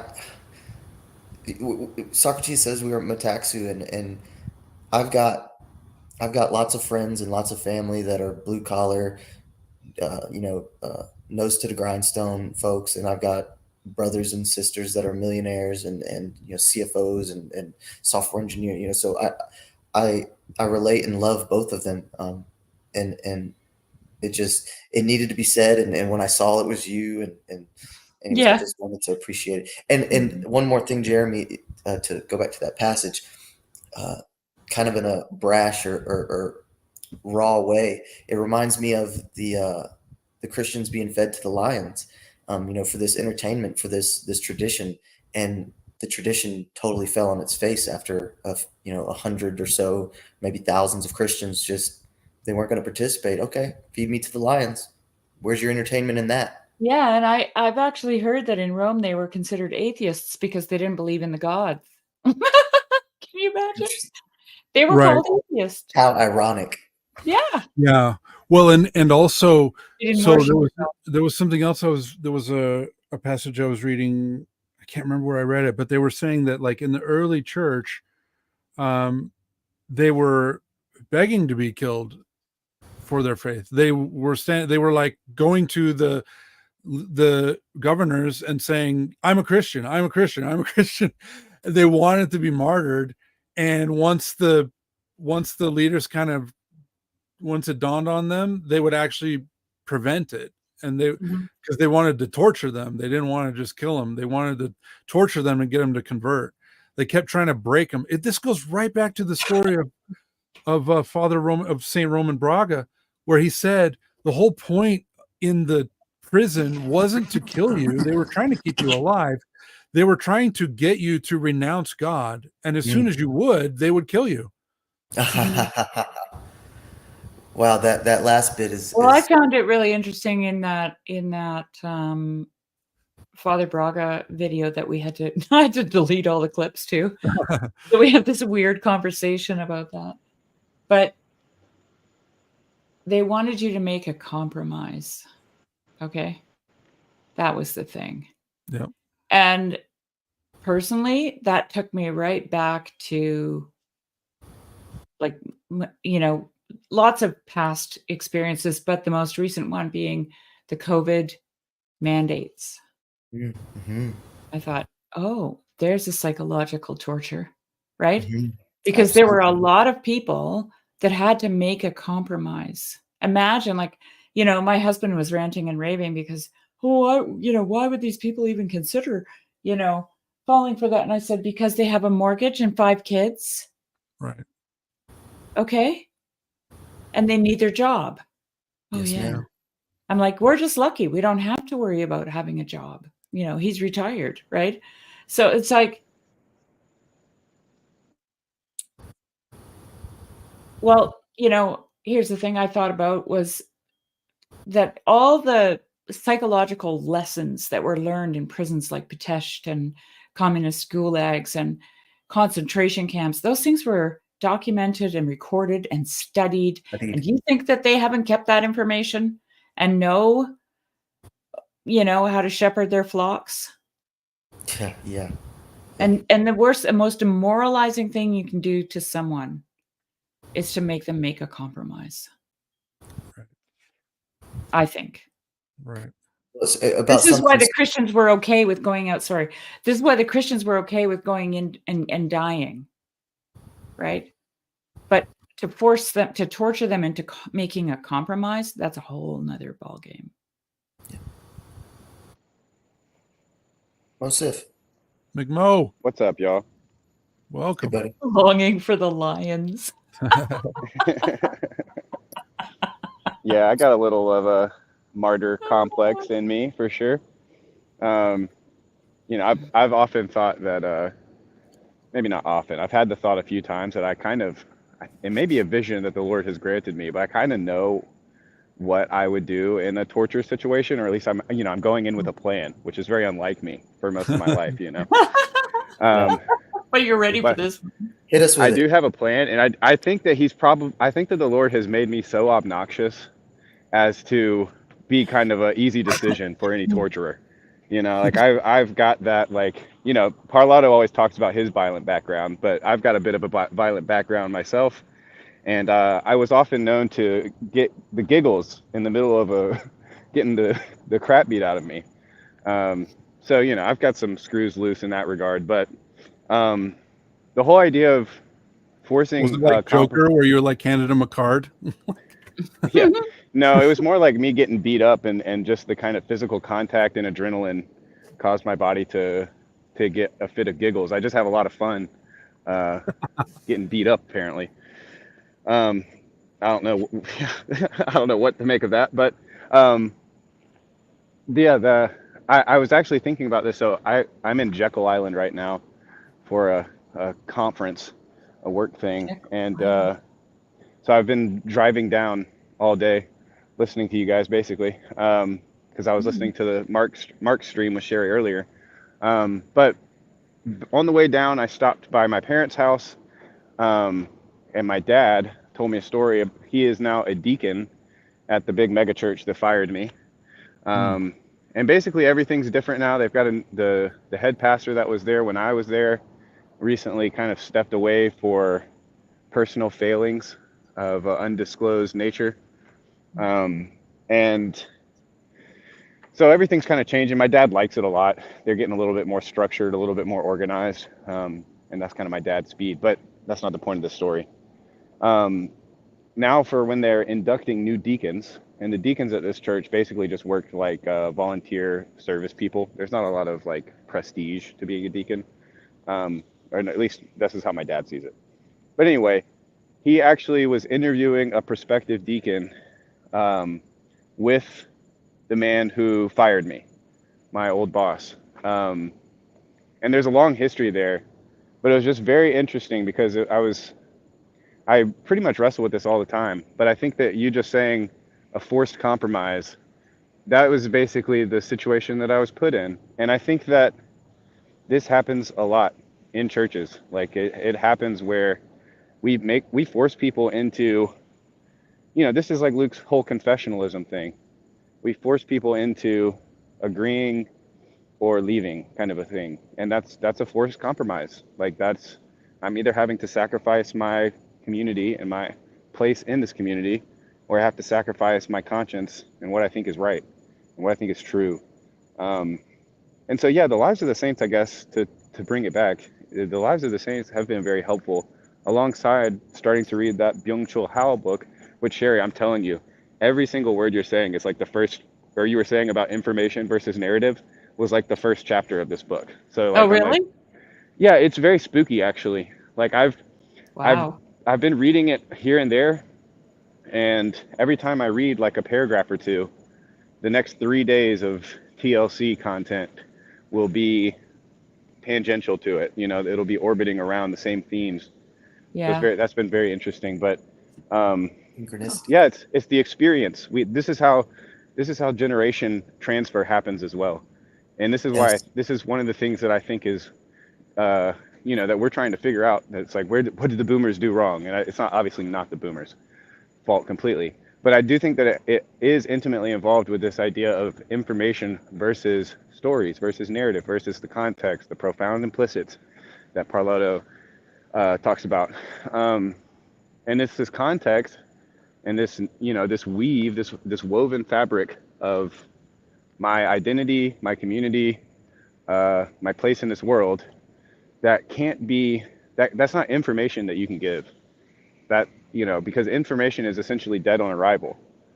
It has no power. And so the narrative and the narratives of the saints, and I'll take it a step further because I like being controversial, but the profound implications of the sainthood of all believers, either in this life or the next, I think makes the narratives of the saints even that much more important. And Yeah, well, this I has don't been think my that. TED talk.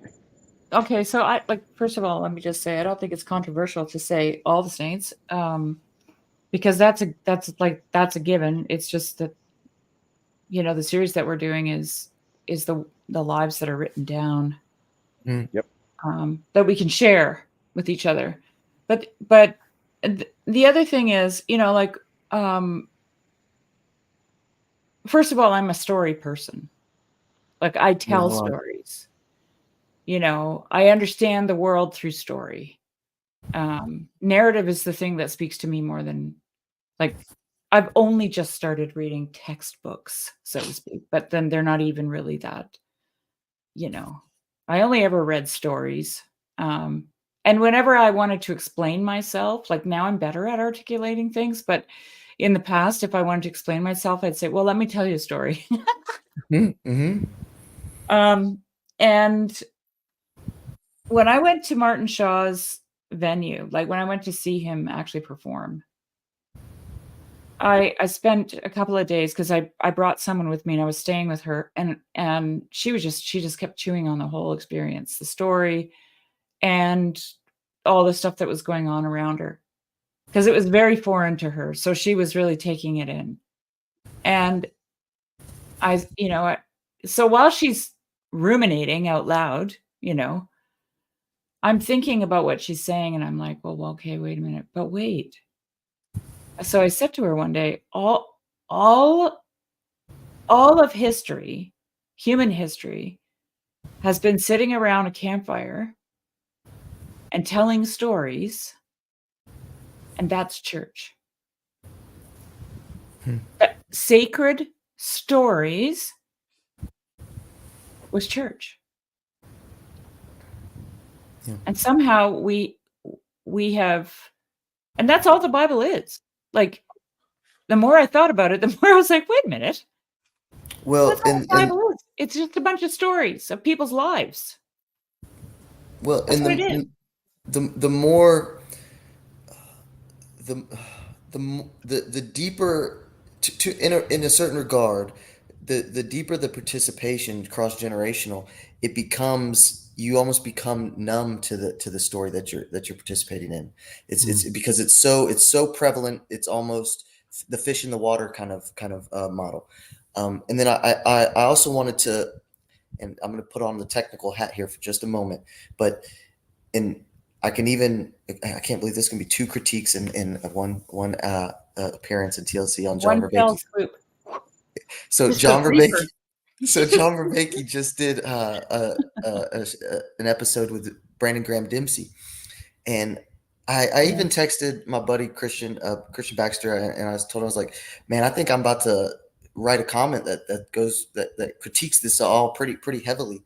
I ended up not writing the comment, and it ended up where the conversation went. The initial kind of statement that was just bluntly off to me didn't really hold water at the end of it. And there he goes. There's my buddy there. And so I just wanted to kind of get, and I quoted him earlier with Greg Enriquez, who has this whole, and it's kind of like the left brain failure again, right? And to a degree, they're academics, and so it's tough for them to present and wrestle with these eloquent and sophisticated models without being in that very left brain mode. And anyways, trying to make it shorter, is even this notion of information that is always, this is very Luke Thompson, is always interpreted through the interpretive structure, through the conscious entity, through the person. And so it's the Jordan Peterson Pajot thing. We live through narrative to even identify and recognize and model this information. The only way you can do that, even if it's just to yourself, is through a narrative. And if you want to communicate that with someone else, it's through a narrative. And I heard Stephen D on CB on Christian Baxter's podcasts say that science isn't narrative, it's models, and there's a grain of truth there, but I would push back on that. But to even make that model useful, to make that model relevant, to communicate that model, right, to communicate the information of the experience, you have to put that in a narrative. You have to put that into a story, into a linguistic model that goes through that is participating in temporality, aka a story, for it to hold any water, for it to make any sense, for it to be communicated or understood at all. And so even this notion of information, it's just confused. They are confused. And then just the bow on it is John Vervaeke had mentioned in that Brandon Graham Dempsey conversation that they were going to lay out this model of complex transcendent naturalism that would refute the Christian God. And from where I stood, where that conversation went and landed, there was no refutation of it at all. And some of it comes with the critique I just laid out. But yeah, I was kind of dumbfounded at that comment. Well, let me put this past you, see if it fits into what you're thinking, which is what's coming up for me is the idea of, well, it's kind of a lot of ideas, but it's basically like what you were saying. The information only approach is something that you can only do inside of your own head. And so yes, you can kind of form, and some people are very gifted at this, very talented at like manipulating shapes and abstractions in their brains. But that's a very different thing than communicating and relating, which is it's an experience to experience thing, like I've said in the comments. But then it also strikes me, so the actual integration of information, like you said, is in itself a story. And your relationship to story is a story. Yes. Because what was coming up for me was the fact that probably some of my earliest thoughts about stories where I was, as a kid, you just love stories and you don't think of them as stories, unless you say, can you tell me a story kind of a thing. But then in the South, telling stories is also lying. And so I remember thinking at a really young age that every time a pastor or usually a traveling preacher, because I would trust them less, foreign body, and they would tell a story and I could just feel I get it from both sides, but kind of this disagreeable ear, the same one that comes up when you guys talk about the saints, and I want to be like, yeah, but everybody's a saint, and why do we have to give these guys so much attention? It's that it's that same thing. But then after, so that kind of being the background, move into college, high school, start learning about Joseph Campbell, Carl Jung, the kind of ideas of archetypes, and even some of the hero's journey patterns in stories. Mm-hmm. And I remember becoming even less enchanted with stories at that point, because I was just looking for the mentor and the call to adventure. Oh, okay.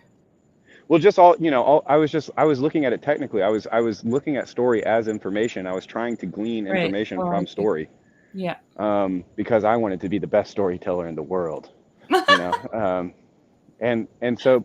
Sounds like it's wrapped up with some ego there. Well, of course, Shari, of course. I wouldn't be blabbering on the internet way past my bedtime on a work trip if I didn't have a narcissistic need for attention and people to hear my dumbass thoughts besides my wife. Well, that's not what I was saying. But I'm glad you jumped on. Well, I just want to say I 1,000% agree with the framing you just laid out. The kind of the goober that I'm going to stick on though is there is nothing but infant idiosyncratic entities without, and this might land for with to have that recursive understanding, to sit there and imbibe the information in any intelligible way. You are now in a story. Change my mind, and I hate to be that guy, but I don't see that as another way. I see, because here was kind of my critique on that conversation with Graham Dempsey and Vervaeke is they were laying out this model that supposedly refutes the Christian God and is this much more eloquent and sophisticated framing of it.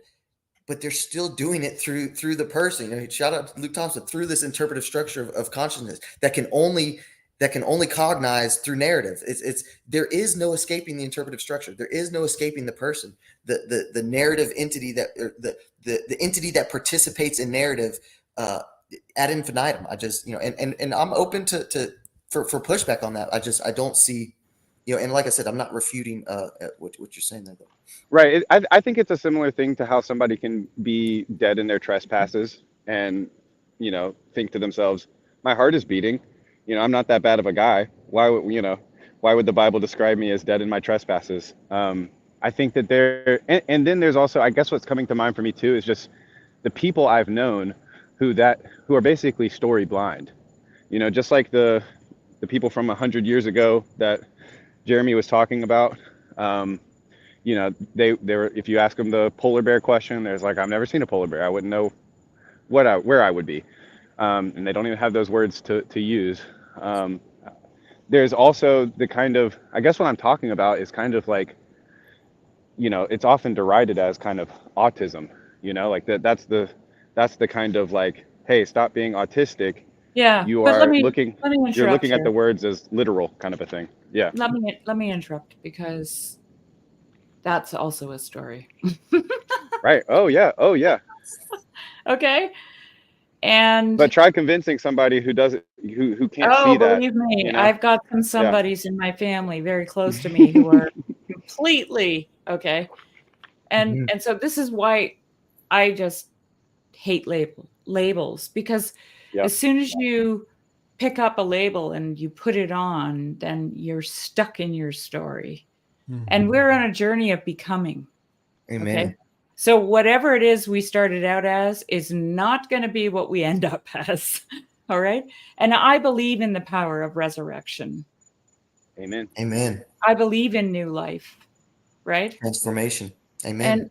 And so, and then I'm going to disagree. There was something you said back there, McMo. I can't quite remember. It was a while ago, but There's a lot of words ago, even if it wasn't that long ago. a lot of words ago.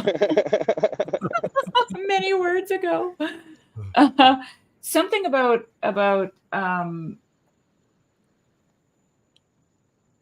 story blindness is coming to my mind, and I know what it was. Neil said something about, but the story matters, things like that. Also, stories we tell ourselves. How about that? Okay. Because the way I see it is we're living. Okay. So here's the thing. George MacDonald says, if God wants a drama, he makes a Shakespeare. Amen. He sets the stage, right? He sets his birds and his maidens to singing. All of history is his, story. All of, I can't remember. Anyways, it's a great quote. And this is why I know God wants really weird electronic music to be on the internet, because he made me. That's right. And I agree with that 100%. So, but here's why the story doesn't matter, because we're in it. And so whatever we pick up to use to tell our stories is God's. Okay? And so it does not matter what we pick up to use. It's fully imbued with God's narrative. And as much as we would like to think that we are genuinely original and creative, we are not. God creates ex nihilo, out of nothing. We create with what he's already made. And all the things that he's already made have a meaning that he's already given them. And when we recombine those, they just keep telling the same frickin' story. It's amazing. So the story doesn't matter, Neil. Doesn't matter what story you tell. It's going to keep telling the story. Just read Flannery O'Connor. That'll take you for a little twist. I love Flannery O'Connor. I hope this is relevant, but sometimes this is Neil, often this Often this is how I converse, is I kind of give you Nilo, is this is if I don't have a super relevant uh comment, I can kind of give you what emerged in my Yes, mind. Lord. Um, and so I would say, uh, Neil, Luke has this saying, or I think it's from someone's, uh, truth isn't arbitrary, but it is relational. It is kind of relative. Don't really necessarily like the relative, but it is relational. And so it's, I don't know if that lands, but that's what popped up in my mind when you said, Mhm. we are all in God's story. It's yeah, we're in a certain relationship, and we're in a certain stance and point within that story. But the fact is it's not arbitrary. This is God's cosmic story. This is the universal story. Right. Like, okay, so was Judas in the right story? Well, if he I wasn't, hope so. I sure hope so. if he wasn't, then God made a mistake. I think God doesn't make mistakes.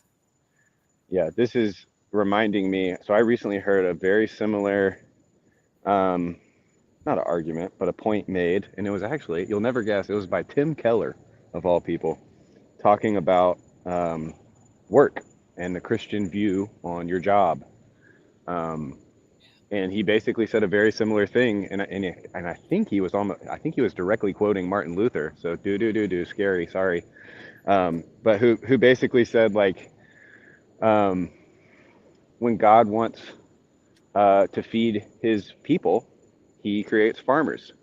And when he wants those people to be clothed, he creates people who, and he creates these jobs and he creates this economy. And, this is very much like, obviously he's okay with a lot of wiggle room and a lot of kind of things going not how we would have planned.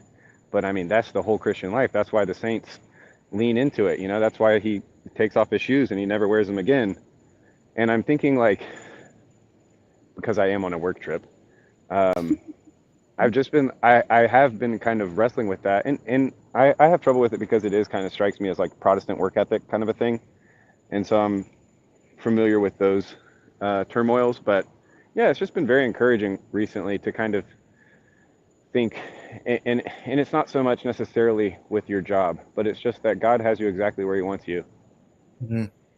like that end of story kind of a thing, because God doesn't make mistakes, and you are where you are, and Yeah. Yeah. But can we say, and I don't know the answer to this, but can we say God has us where he wants us? Like that sounds almost like we're on a leash, you know? Like He's got us right where He wants us. This is like crazy. you're ready, like I could think of some places where I'm not sure God wanted me there, you know? Well, if And he so, didn't, you wouldn't be there. That's kind of how I'm thinking of it. well, okay, well, I'll tell a little story to illustrate my point. So, I tried to kill myself and I took a very large dose of pills. And the whole time I was doing that, I said to God, I don't know if I'm going to hell. I like it's it's honesty time, right? Honesty time. And I said, I don't know anything. Honestly, I don't. But I said, I know that you love me. That's the one thing I know. I said, and if you love me, you'll understand. I can't do this anymore. Now it's completely delusional, okay? Like I'm not trying to justify what I did or Well, you encourage sound, anyone else to do it. But here's the thing. God didn't want me there. But when I got there, he was there with me. Okay? He was with me. He climbed into my bed with me and he put his arms around me and he said, I know how you feel. yep. I know how hard it is. I'm right here. I'm right here. That's what he said. Honestly, like that's exactly what I heard and felt. Yeah.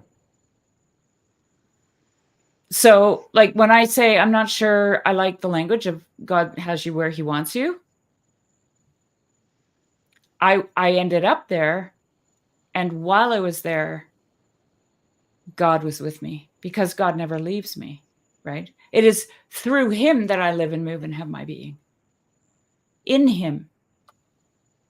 So if Okay. it, you know, so I see what you mean. Could we say I think something? yeah. Could we say something like, you're exactly where God wants you to be, and the next thing He wants you to do might be to get the hell out of there? You know, because what was coming up for me, Shari, was like the fact that the reason why God was with you, and it's because He's been there before. He was in the garden saying, "If let this cup pass," and so He knows exactly what it feels like to not because this isn't exactly what you said. But what was coming up for me was on both sides how easily it is to think that you're exactly where God wants you to be and you're in a bad situation and you need to get out.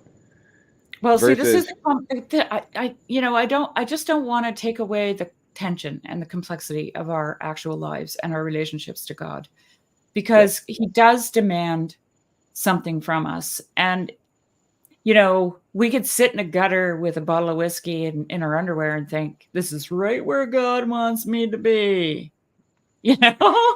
Stop reading my diary. Stop reading my diary. I know people like that. So that's why I'm saying it. And I'm just like, I'm people no, like it's that. not.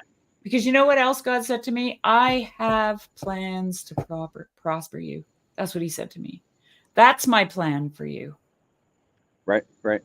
My Yeah, he plan is loves us, but he loves us enough to not leave us where we are. Right. Like right. that's Right. I don't want to He's destroy the always tension. trying. I definitely don't want to destroy the tension either, because one of my big things is bringing out the absurdity of it, and that Right. absurdity is good. And it's the sense in which, was Christ where God wanted him to be on the cross? And the answer is neither yes nor no, because it's his only begotten son. Christ was where he wanted to be. How about that? I like that. John Bear says, Jesus shows what it is to be God in the way that he dies as a human being. I have thought about that sentence for so long. It still hasn't penetrated all the way down. Yeah, you think? Haven't been there yet.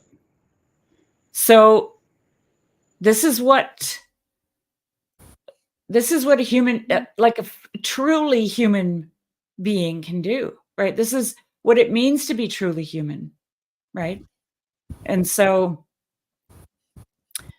that's what God wants us to be. He wants us to be what he made us to be.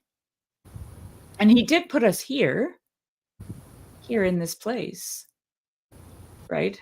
To make that journey towards becoming truly human, in my opinion. And excuse me, Saint Athanasius, I think it's Saint Athanasius says, God became man that man might become God. So that's our destiny. That we can say, not my will, right? Not my will, but your will. Or, as Mary said, let it be unto me. I think that's more the human response. Jesus was Christ. And so I've always been of the opinion emulating Christ is kind of a fool's errand. It's Mary that we want to be, right? We want to say, let it be unto me, right? So, and that's, that, like Martin Shaw said to me, that she watched her son die. Yeah.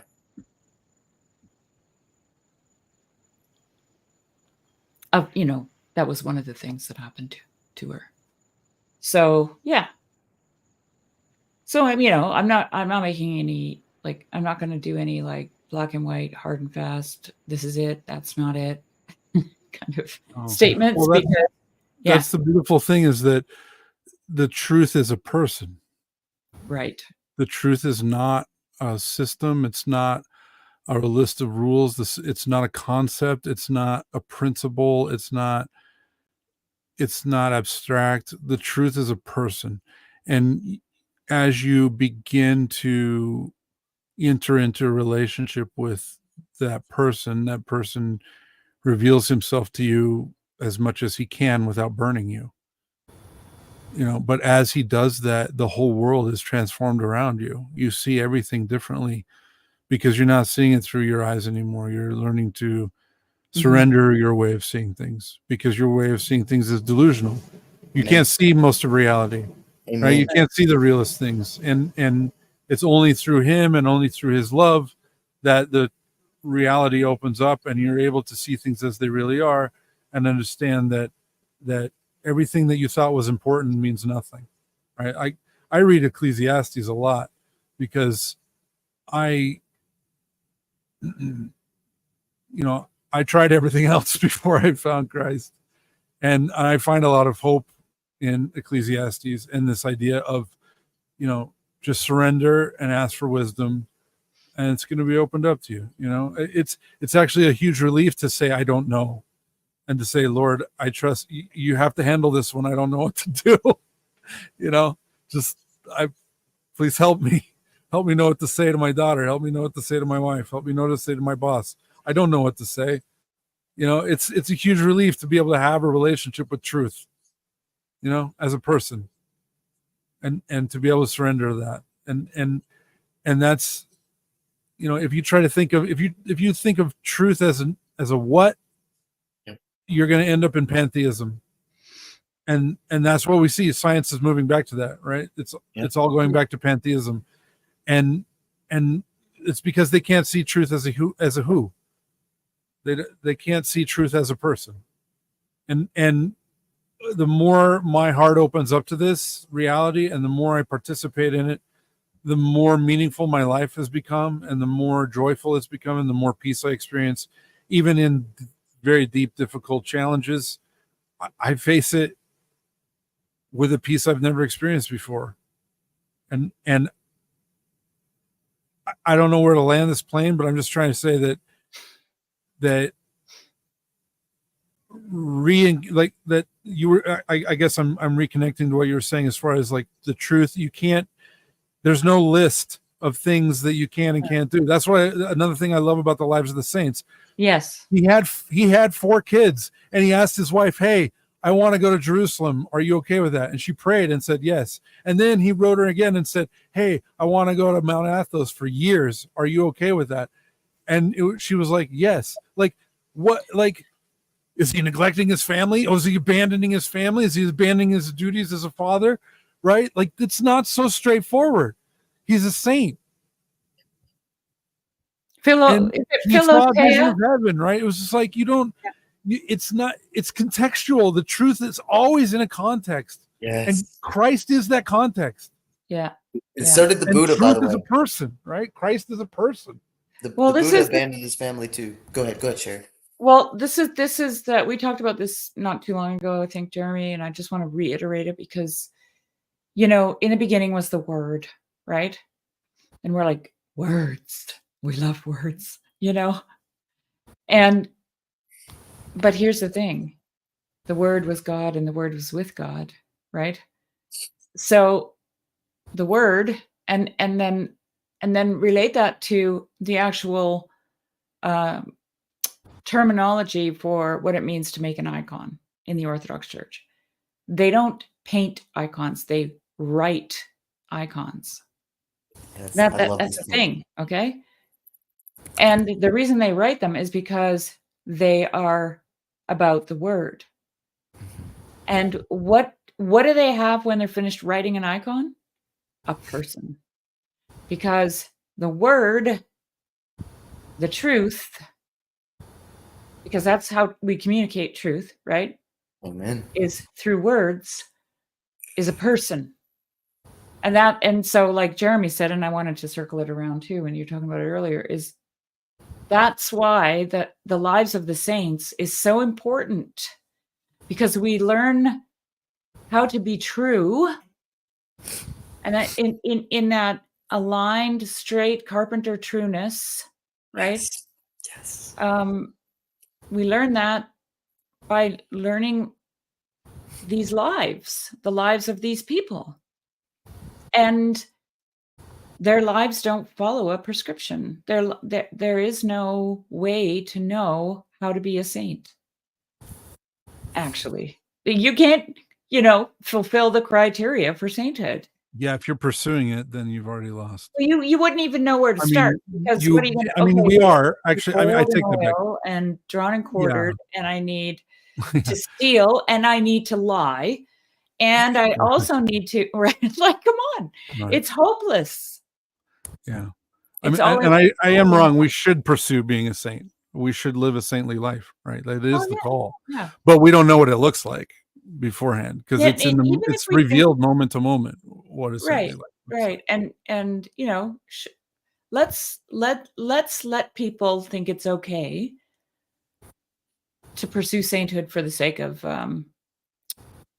posterity, okay? Because if they are doing that, the posterity will fade away. Yeah. If they seek sainthood, the posterity won't be important.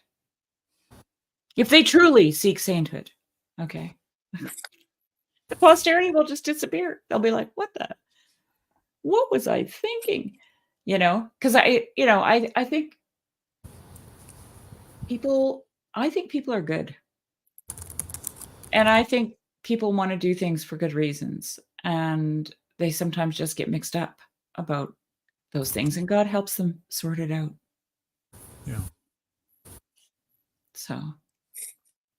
Well, and I want to tie on to what you were saying about truth and about a person, because I also and icons, because another important aspect that makes an icon, what a canonical icon also has to have the name of the saint. Mm-hmm. Right. So you see the person, but the person has a name. They can be apprehended. Is that what that is? Yeah, and you can have a relationship with them, Right. and also their name reveals some of their nature, right? And it's because their name participates in who they are, Right. and because it's tied to a specific person, right? But also what's really interesting with the saints is that you have many saints that have the same name because they take the name of an early saint. Yeah. They take that name, and so you have like iterations Oh, of yeah. sainthood That's in great. that name, right? Like they're following in the pattern of a name, and so the name is as much a part of the icon as the person. And so it's tied to the word, right? The word Yeah. is also part of the person. Yeah. This has to do with the hot topic. I think we might have to end it here because I really should go. Me But too. I'm gonna get up. The alarm the clock hot goes off topic early. of individuality, Uh, because there is something that this little corner needs to get straight, in my opinion. But anyway. what? Now I'm hanging. I don't. Where are you going with this? Give us a taste. Yeah. I want to understand where you're headed. I want to hear the future. Well, I just happen to be reading The Meaning of Love by Soloviev. Okay. And he must use the word individual there. Oh, the reasons of love. Yeah. I'm reading The Meaning of Love. And he uses the word individual hundreds of times in the first 6 chapters or whatever. Because I think when I mentioned this first, it was Phlebas that said, Shari destroys relational ontology. And that's not what I'm doing. Okay. I'm not doing that. We are all connected. We are the body of Christ. Humanity, as seen from the scriptures, is Adam and Eve. Okay. We're all related. We're all connected. Actually, it's like we're the human aspen tree, right? We're all one. Right. But not only that, but we're all connected bodies. to everything else in creation. Okay. Yeah. Like Maximus would say, the cosmos, right, is the body of Christ. but we are also individuals. So, and we are unique in our personhood, which is just absolutely beautiful. And so, I don't want people to get bogged down in the relational aspect of this, because it's not, then we're lopsided. We're like, we're walking like, Quasimodo, right? We need to walk nice and straight and true. And that means we have to hold that balance. Yes. Anyway, Yes. Yeah. Yes. You said the magic word. Yes. 1,000% yes. Yeah. Yeah. But yeah. In the scriptures, like in Psalms, we see over and over like a bow, right? Like God has his bow, and then there's a string that ties the bow, and that idea of being under tension Yeah. in the bow, like as a bowstring, right? Like that to me is the spiritual life. It's that tension of, like you're saying, it's like you're constantly, you can't be subsumed in your relationality and lose yourself as a person, and become a people pleaser, because that's not pleasing to God, right? And Well, not it's only that, that, Jeremy, but imagine being married to someone who is constantly pointing out when the relationality starts to fail. Oh, honey, we don't have contact right now. Darling, you haven't looked at me all day, You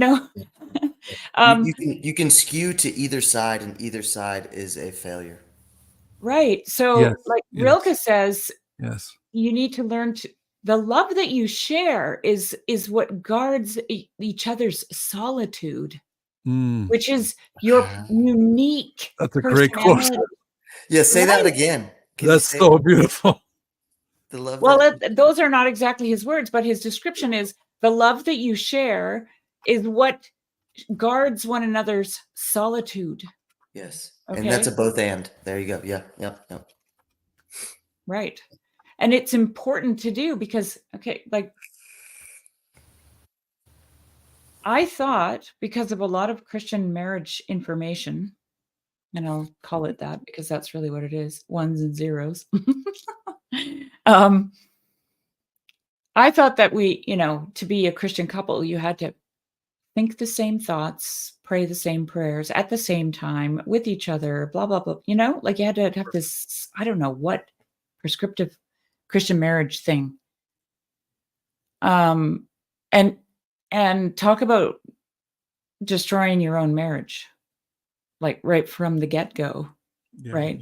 Because and then this is what I realized away from Rilke. Rilke just made me, gave me the words for it, but I fell in love with someone because they weren't me. Right? I fell in love with him because he could make me whole, complete. In other words, there were things that he had that I didn't, and vice versa. And now all of a sudden, I think all those things have to be obliterated and we have to be the same.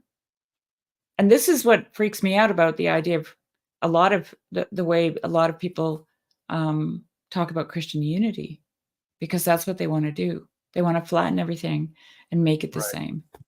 And that's just terrifying. So, Well, hey, I Jed. think this Lives of the Saints project is an antidote to that, because you Exactly.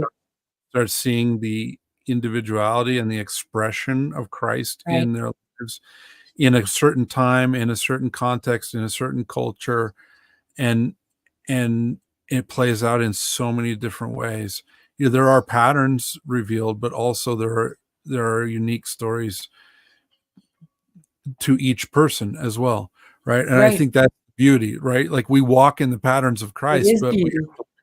we have to walk in our own way, in our own time, in our own place, with our own back. I get an image of each person being like their own gemstone, an onyx and a diamond and a lapis lazuli and an emerald and a ruby, and it's beautiful. Yes. Yeah. Well, we could talk about this probably forever, and I I know. guess we should. But not tonight. I love you guys. I can't wait to see both of you guys in Olympia, Washington. Yeah, I'm really Are you excited. coming? Are you coming, Matthew? We're both coming. That's my roommate right there. Yeah, we're Oh, you're rooming. we're Oh, rooming together. Yeah, we're okay. college dorm bros here. It's gonna be Yeah. fun. Awesome. I can't wait. I can't wait either. I just noticed the dates, and I actually had to make an appointment for my dog at the vet today, and she gave me September the 6th, and I'm like, oh, it's coming. Yeah, no. I love it. I love it. Good night, you guys. Good night. All right. God bless you. Bye, Matthew. Thanks for joining us. Well, Jeremy, I think that was really great. We got all Beautiful. kinds of things discussed. Yeah, we had there was a lot that comes out. I just love this project. It's so fun, and it's such a Me too. a joy, and it's so much benefit to my spiritual life. It's really good, because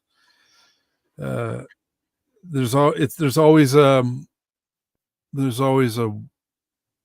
resistance in me, and there's always there's still a skepticism of like, oh, is this really doing anything? And it's like, yeah, it's doing something. It feels like a rose that's just slowly opening.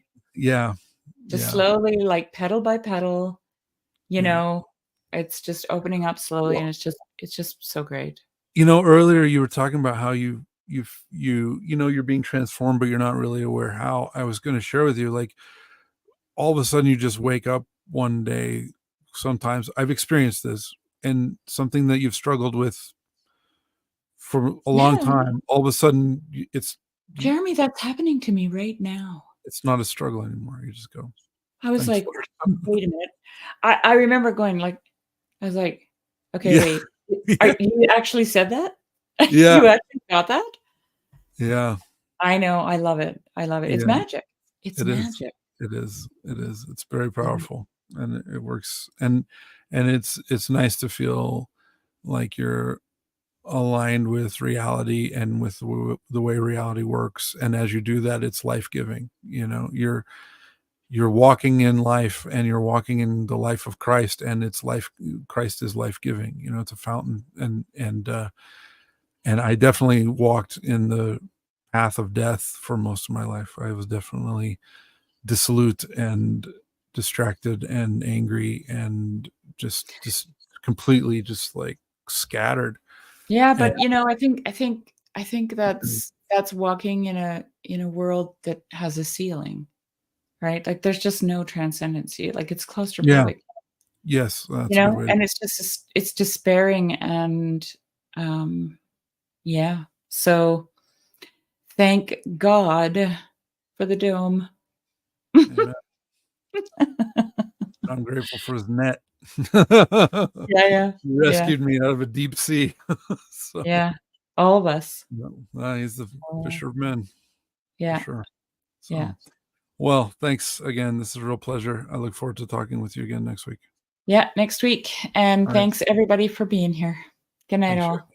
See you.